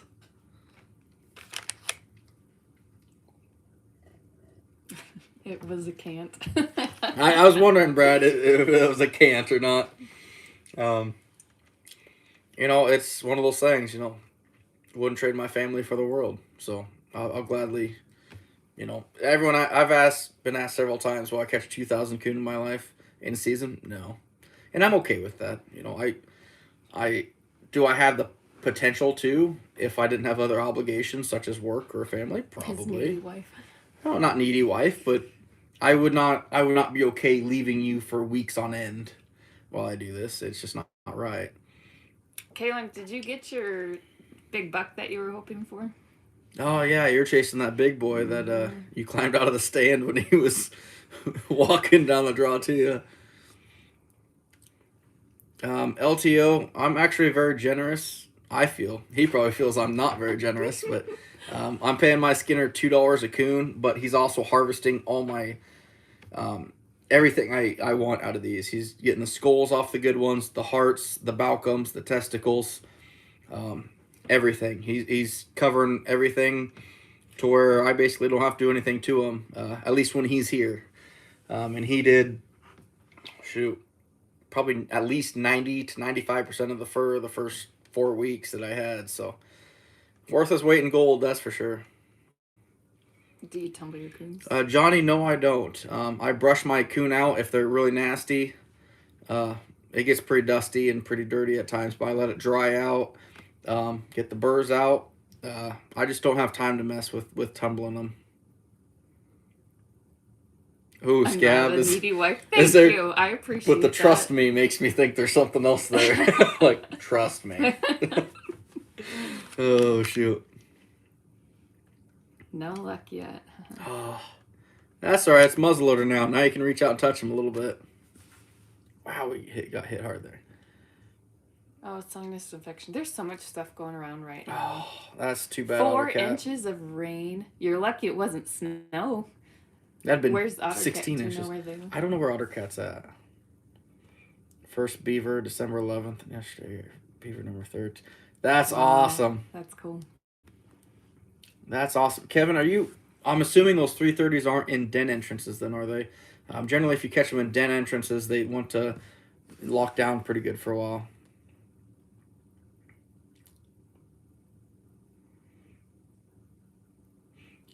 Yeah, Keaton, we're going to be done for a while here, especially down in southern Iowa. I think you're supposed to get hit harder than we are with the snow coming in Saturday. Coon are going to be pretty well done until they start rutting, which is going to be very soon. I would start looking, if you're going after coon, that is, start looking for timber to timber locations with a low spot or a high spot with culverts. You're gonna start seeing those tracks going through them, and it'll be the same tracks over the same, literally stepping footprints over each other. They're gonna start moving pretty good pretty soon. Okay, Caitlin, you don't have to be like that. It was a lot. I know that.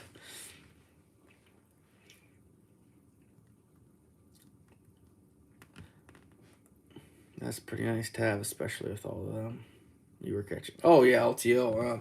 I could not do what I do without Jackson skinning for me. You know, there's a lot more to it too than even what I'm saying on here, but he does so much more for me than most people realize. I could do it without him or without her, you know, taking care of the kids and supporting me. It has to go just perfectly, otherwise it doesn't work.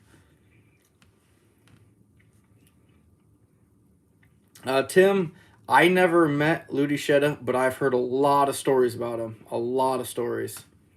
Oh, you're in Tennessee, Ottercat. Okay. I think we read that before. Yeah, I do. Not you said My that. brother was stationed there. I liked visiting Tennessee. Yeah, Mills, we're getting a lot of snow coming up. Oh, Tim, you're from Chelsea. Okay, so you got Bruce Rhodes right down the road from you then. Tell you what, Tim, I might, if you get the chance, I might meet you. Bruce Rhodes always has a get-together there in Chelsea in the spring. A little get-together of trappers at the community center there in Chelsea. I went to it last year, and I'll be going to it this year again, so you should check it out. I might meet you there.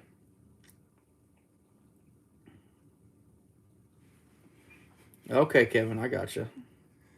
Are you still cold? I am really still frozen. Fish Hunt Trapper Pete, I'm about out of freezer space myself, so.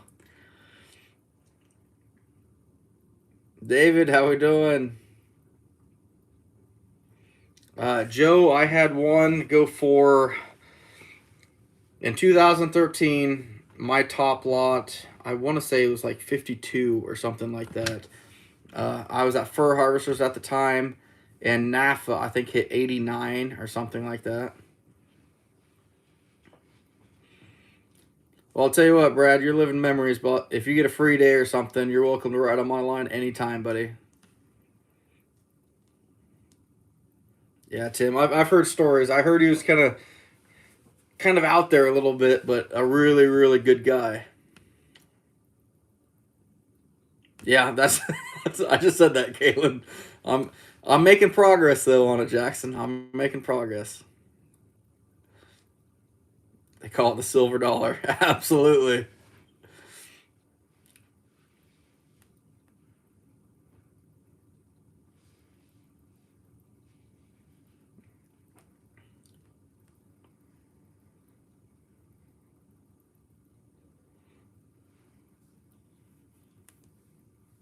Bought a lot of stuff from Shadows.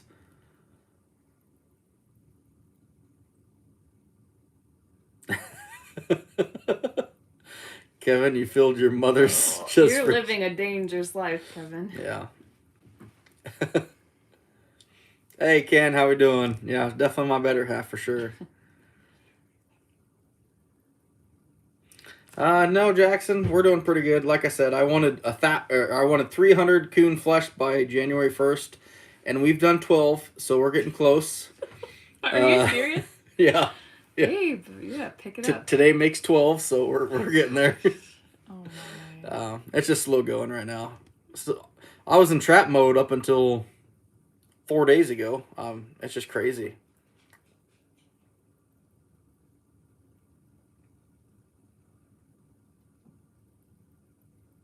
Oh, Scav, that's a cool idea. That's Isn't cool. That fun? That would be awesome. Problem is, I'm pretty stuck close to home. I like to stay here. I don't want to leave her. Stuck close to home? I choose to be close to home. That's better. You know. I'm a pretty independent woman. I can. I know. Yeah. I didn't doubt that. Uh-huh.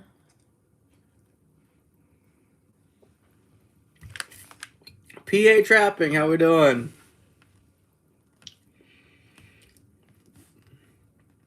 Sounds like your usual base. He is the king of procrastination. I don't know how. But I always killed come you. through. It drives me crazy. Yeah, Michael Grant. I guess, but really, it's so hard because I have these goals, and if you ever notice with me, I set goals high. I always do, no matter what I'm trapping, what I'm doing, and it may not be this year, it may not be next year, but I will get there, and I always do. What are you about to laugh Mr. at? Somebody thawing out possums in the clothes dryer. Oh, my Lanta. Did it smell? It had to have stunk. Oh, man.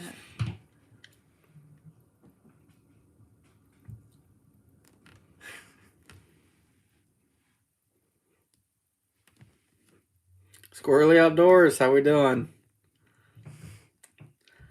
Kaylin, come on. Don't side on her side, otherwise you're gonna get a pay cut next year. No, we won't. No, he won't because I can afford to lose him. Oh, that'd be cool, Scab. Yeah, we just travel across the country. That would be kind of. Problem is though, I am not nearly intelligent enough with trapping different areas and different animals. I'm an Iowa coon trapper. That's what I do. That's what I know. That's what I'm good at. You get me outside of that, and I'm basically a blind squirrel trying to find a nut. That was good. Don't laugh at that. That was good.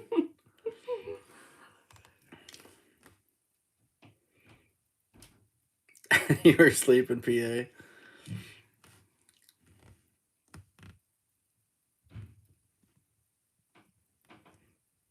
You'll work for me, Anthony. Uh-oh, Kaylin. Thump, thump, thump in a greasy mess to clean up. Oh, man. Yeah. He sides with the one that cooks for you? I bought you food. Hey! My food is better than drive-through food. Don't act like that. You're right. It is. It is. I'm a good cook. You are an amazing cook. Mm-hmm. When you cook. I'm kidding. I'm kidding. Your life is getting short. It is. You're going to see a murder on live YouTube right here. Yeah, Michael. Season's coming to close quick. Oh, I bet Mr. Somebody's parents. Oh. Yeah. I wonder what.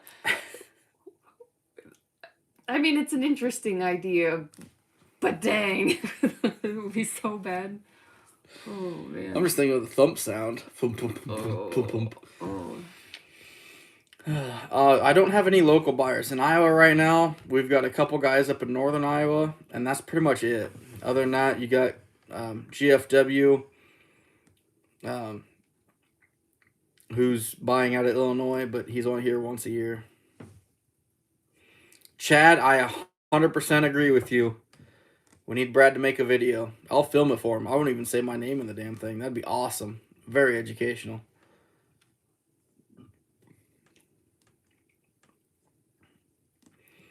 LTO, absolutely. Follow that creek. Late season, they're going to be walking that creek. They might be walking right down the ice. Be a good time for boxes, 220 boxes, as long as you're careful about it and not worried about catching any non-targets. Judith and Dan. Laundry That's mat. awesome. Oh my Lanta. Oh. Blind nut trying to find a squirrel. That's more like it. That is me to a T. Justin wants to sleep on the couch. Yeah, True. I'm used to it. Tracy, how we doing?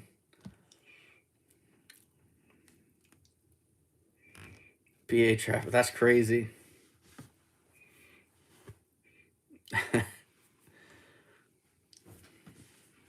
Duck hunting. It's not duck caging season here, is it? Nope, duck season's over here. That's awesome. I've never been to Nebraska City, unfortunately. Oh, Virginia. dog proofs in Virginia.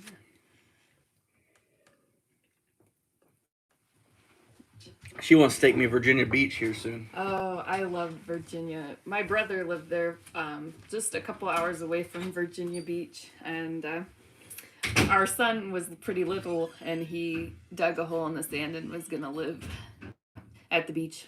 I think I would have joined him too.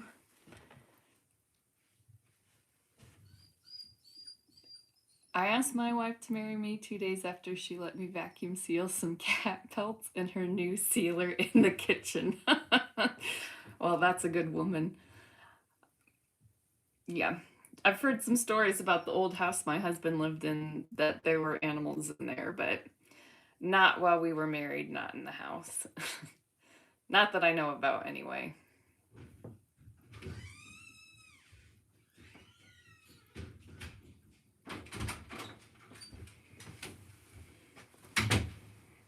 You tried to vacuum seal some of your furs. Yeah, the vacuum sealing didn't quite work. It didn't last. But just having them enclosed in plastic helped keep most of the air out, and it worked all right. It was crazy how much space it saved up. Oh, yeah. Yeah, it'd suck them down to a quarter of their normal size, if that.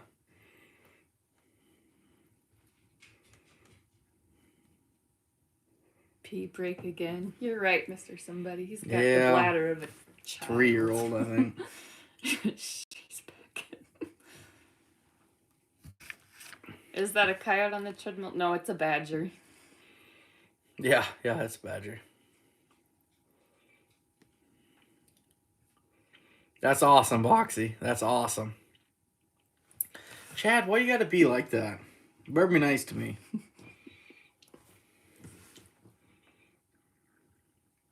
No, The good shampoo.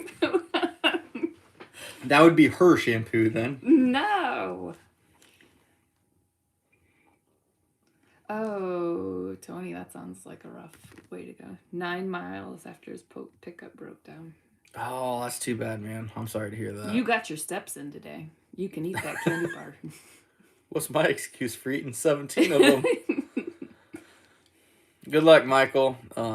Like I said, man, you've had a tremendous first season. I can't even explain to you how amazing that is for your first year trapping to hit the numbers that you have. Just be prepared. There's going to be some growing pains with this eventually.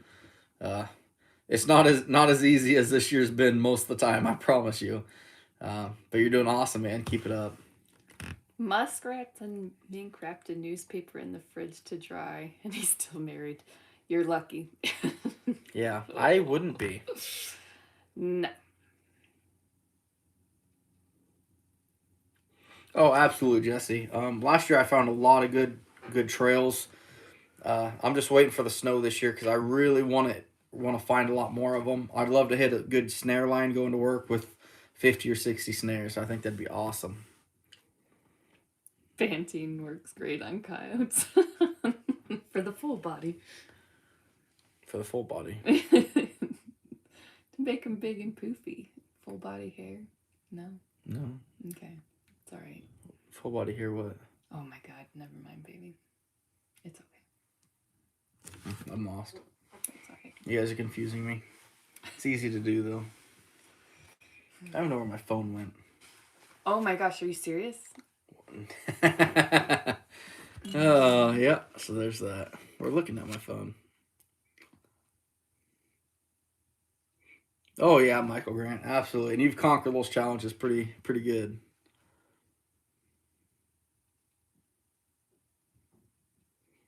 That's awesome, LTO. I hope you hammer him, man. That's awesome.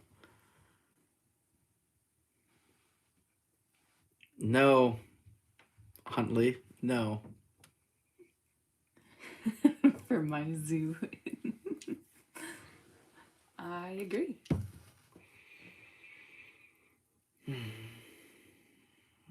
Thanks, Mills. Appreciate it. You had to point that out. You have 36 Dukes and 24 Z traps, and you don't notice the catch rate difference. What do you think is push-pull? Johnny, I run only pull-only traps. I do not own a push-pull. I don't like them. I'm trapping so close to houses. That push-pull trap, basically, it's a regular foothold with a cone around it. Any small dog or cat that puts their paw on it, you're going to catch them. A pull only, at least you're going to limit yourself to raccoons, skunks, possums, the occasional cat, but a lot less than what you would with the Z traps. That's why I love the pull onlys.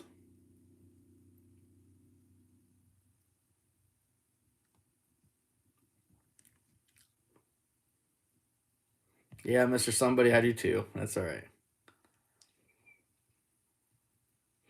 Yeah, flintlock. That's what I do with my coyotes. If they're pretty rough, I'll just wear some in Dawn soap.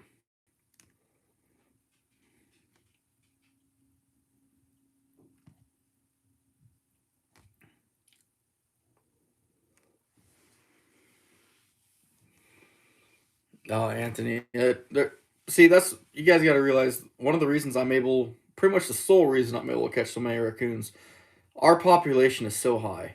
Um, I know my last video I published wasn't very popular, but if you guys watch that, I had this spot set for literally over a month. Then I let it set dormant for a couple weeks when I went to pull the traps. But there's like six sets of tracks in the mud over the top of the traps from when I had them set last. Our populations are so high here. I caught like 20 coon off this trail. It was the hot wire location that some of you guys probably remember. Literally probably 20 coon off this, and I had 6 or 8 sets of tracks over the top of the traps when I went to pull it.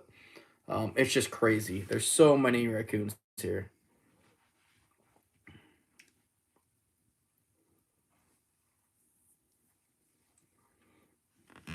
Yeah, Johnny, that's my opinion on it. That's why I love the pull onlys. Ryan, otter in shallow water, I'd be using fish sticks for sure. Just a fish speared on rebar with a trap underneath it.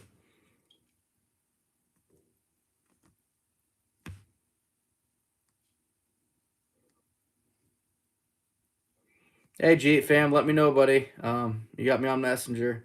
Let me know, man. Love to catch up with you.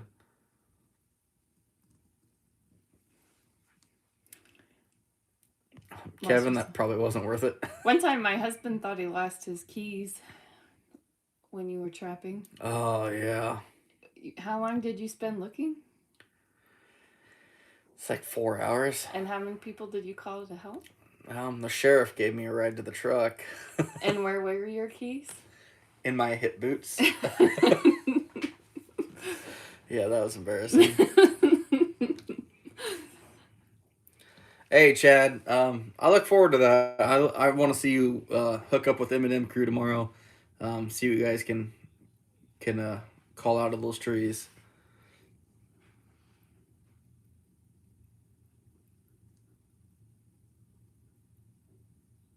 A shrew? Yeah, Michael Grant. You'll have that. I've They're caught so several. Small. I've caught a lot of ground squirrels and stuff. They reach down in Ground there. squirrels are bigger than a shrew. Oh Shrews yeah, are by pretty far.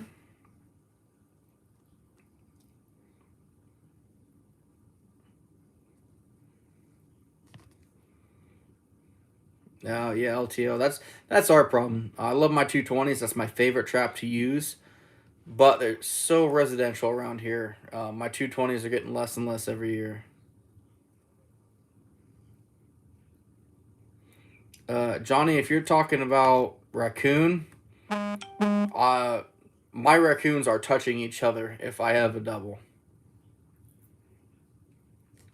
Thanks, Chad. The fur itself isn't worth much, but I'm making a little something off everything else.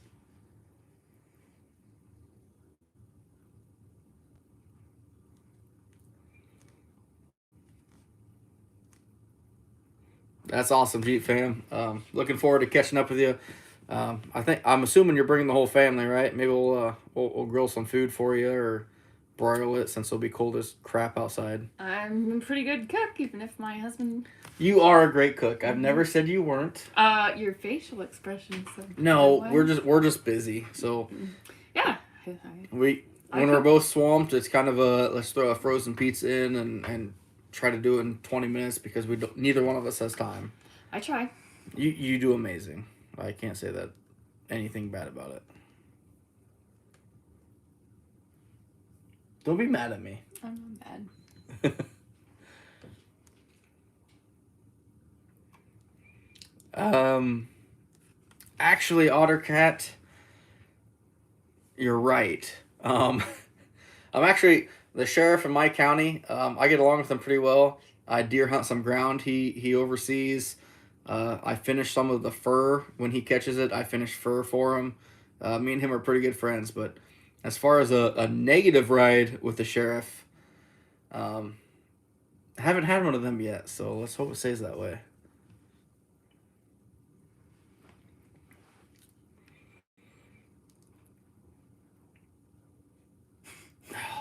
Keaton, I really don't think so. Right now, if you get snow and they're not running yet, you're kind of in trouble, bud, because they're not going to be moving right now unless they're looking for sows. But it's not the only time the sheriff gave you a ride. Is that, I don't remember you telling me a story about that otherwise. I love you. Oh, I want to hear this later. Hey, thanks for stopping in, Brad. You're definitely someone I look up to and get to pick their brain about, especially with weasels right now, and ADC work. I appreciate stopping in, buddy. Even if I am Mr. YouTube.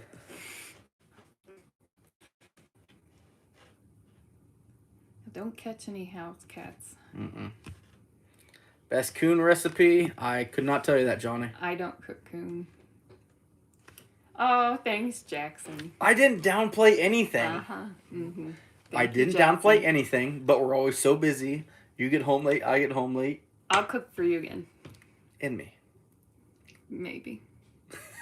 The sincerity in your face right there was pretty intense.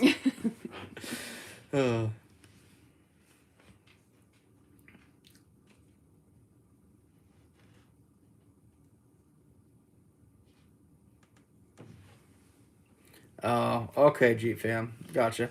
Well, either way, looking forward to meeting up with you, bud. Oh, absolutely, Chad. It's all about getting out there and getting outside. It's just, you see so many things trapping that the average, I would call them city people, would not see. The amount of 180-inch deer that I see on my trap line are insane. Because I'm driving it every day down gravel roads and getting out. The coveys of quail and pheasants I jump up out of the road ditch. I mean, there's so much stuff out there. Yeah, see? Michael's right. Look at my belly. It's big because your food is good. Oh.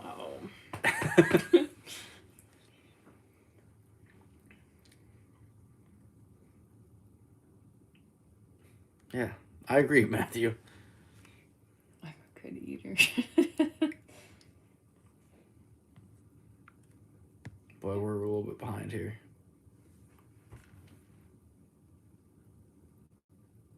Yeah, Mr. Somebody. That's funny.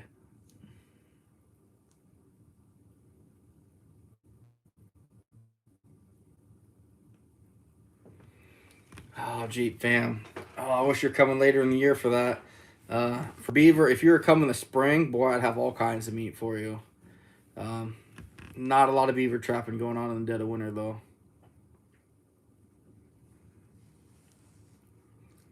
Chad, depends how you cook coon. We had a wild game feed one time and had coon there. It was really greasy. I did not like it. Kaylin, you're probably right.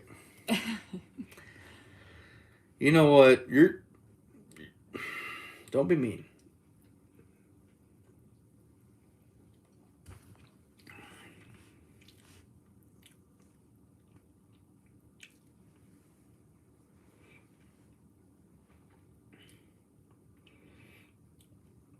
Beaver meat for Lima. I should be able to do that, Jeep fam. No problem.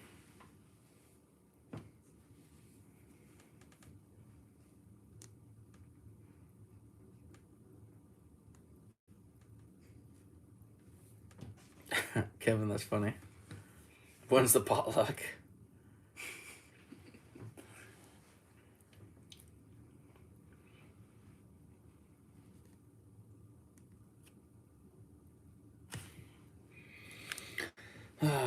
Well, guys, it's after 9. When do we start this? Wasn't it 6:30? Well, we're 150 hours in, or 150 minutes in, so we're Yeah. 2.5 hours now. probably start wrapping it up here, guys. See the flea looking thing. It's on the beavers. Oh, Ottercat. Our beavers and mink and muskrats have a lot of fleas, which is crazy because they're water animals. You wouldn't think they'd have them, but they definitely do. Kevin, yeah, pretty much. I don't do any under ice trapping. Thank you. I don't do any under ice trapping for muskrats right now. I'll be focusing more on coon and coyotes.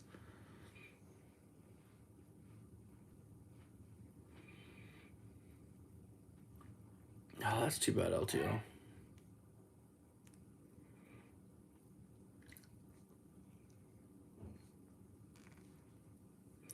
Mr. Somebody Else, spray for fleas. If We they just shake Jackson out every once in a while. Yeah, I just hold my skinner upside down and shake him out real good.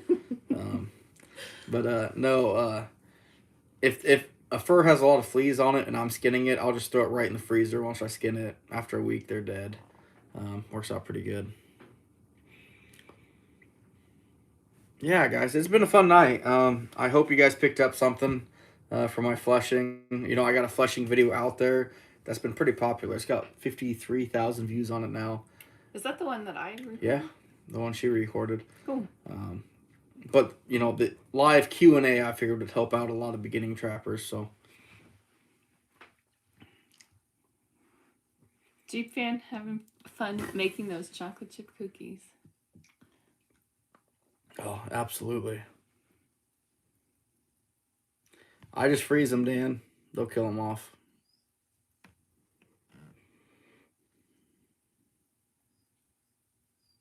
Hey, thanks, Johnny. I appreciate you stopping in. Yeah, Jackson, you would know for sure.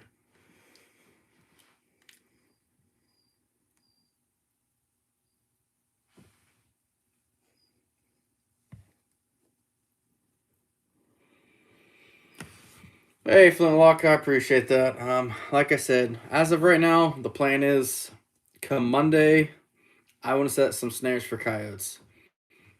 Not sure what I'm going to get out yet. I want a little bit of snow, but we're talking like 16 inches of snow. So it's a little much. We'll see what happens. We'll just have to play it by ear, guys. Other than that, I'm playing late season line. I got a buddy coming down going after bobcats, which is going to be fun. Going on some private ground, which is something I don't do a whole lot of, so.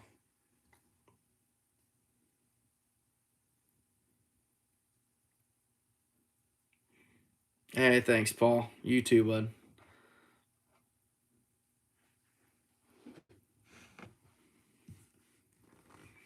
Oh, yeah, Matthew. Thank her. She's the one that suffered through the shop and filmed everything. Oh, that was no big deal. So, anyway, guys, we're going to get out of here. Close out the night. Whoa. Out of control. I am out of control. You were going to use the mouse again. And the mouse I was. I tried to use the mouse. It didn't work. So. Oh, yeah, Flintlock. Thing is, I'll be right now for the next week to 10 days. I'm going to be snaring them in the road ditches before I hit that private ground. So, you guys all have a good night. I so much appreciate the support. This page has grown so much. I am blown away. You know, we're just shy of 6,000 subscribers. I didn't think I'd hit 1,000 in 5 years. I did not see that coming. You know, just a Central Iowa redneck guy out chasing a bunch of raccoons around, and it's blown up, and I'm so thankful for that.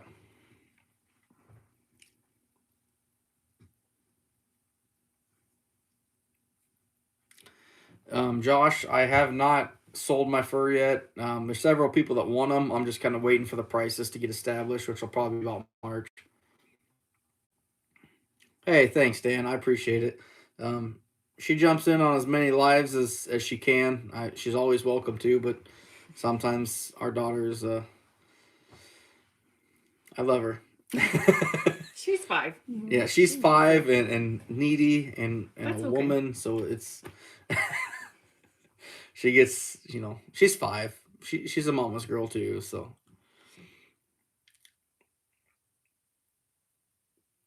All right, guys. Appreciate the support. Jackson, I'll be getting with you soon. We need to get together, get our families together. Kalen Jackson, he's my Skinner for a good portion of the year. Good friend, and we need to get together and actually have a night together with our families. That's something we haven't done yet, and no, definitely couldn't do it without you, bud. That's for damn sure. Hey, thanks, Josh. I tried to make this as family oriented as I can. There might be a little bit of profanity or something innuendos that most kids won't catch up on, but why'd you back out of the frame?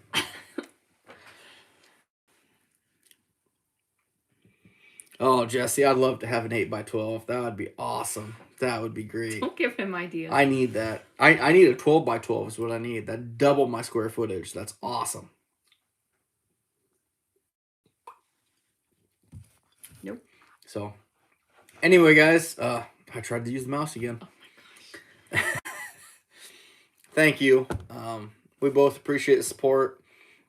And we will see you guys here In 2022? Are you going to be on before then? tomorrow's last day. Yep. So, And we're having parties. yeah. So we will see you in 2022. You guys be careful. Have a good season, and we're gonna be seeing you guys in probably about knee-deep snow chasing some coyotes. So, Anthony, you have at it, bud. Oh, Ottercat 330. He is the man. He hammers beaver up there. I love messaging him and picking his brain a little bit. So, all right, guys, you take care. We're out of here. We both got to work tomorrow yet, so take care, and we'll see you soon.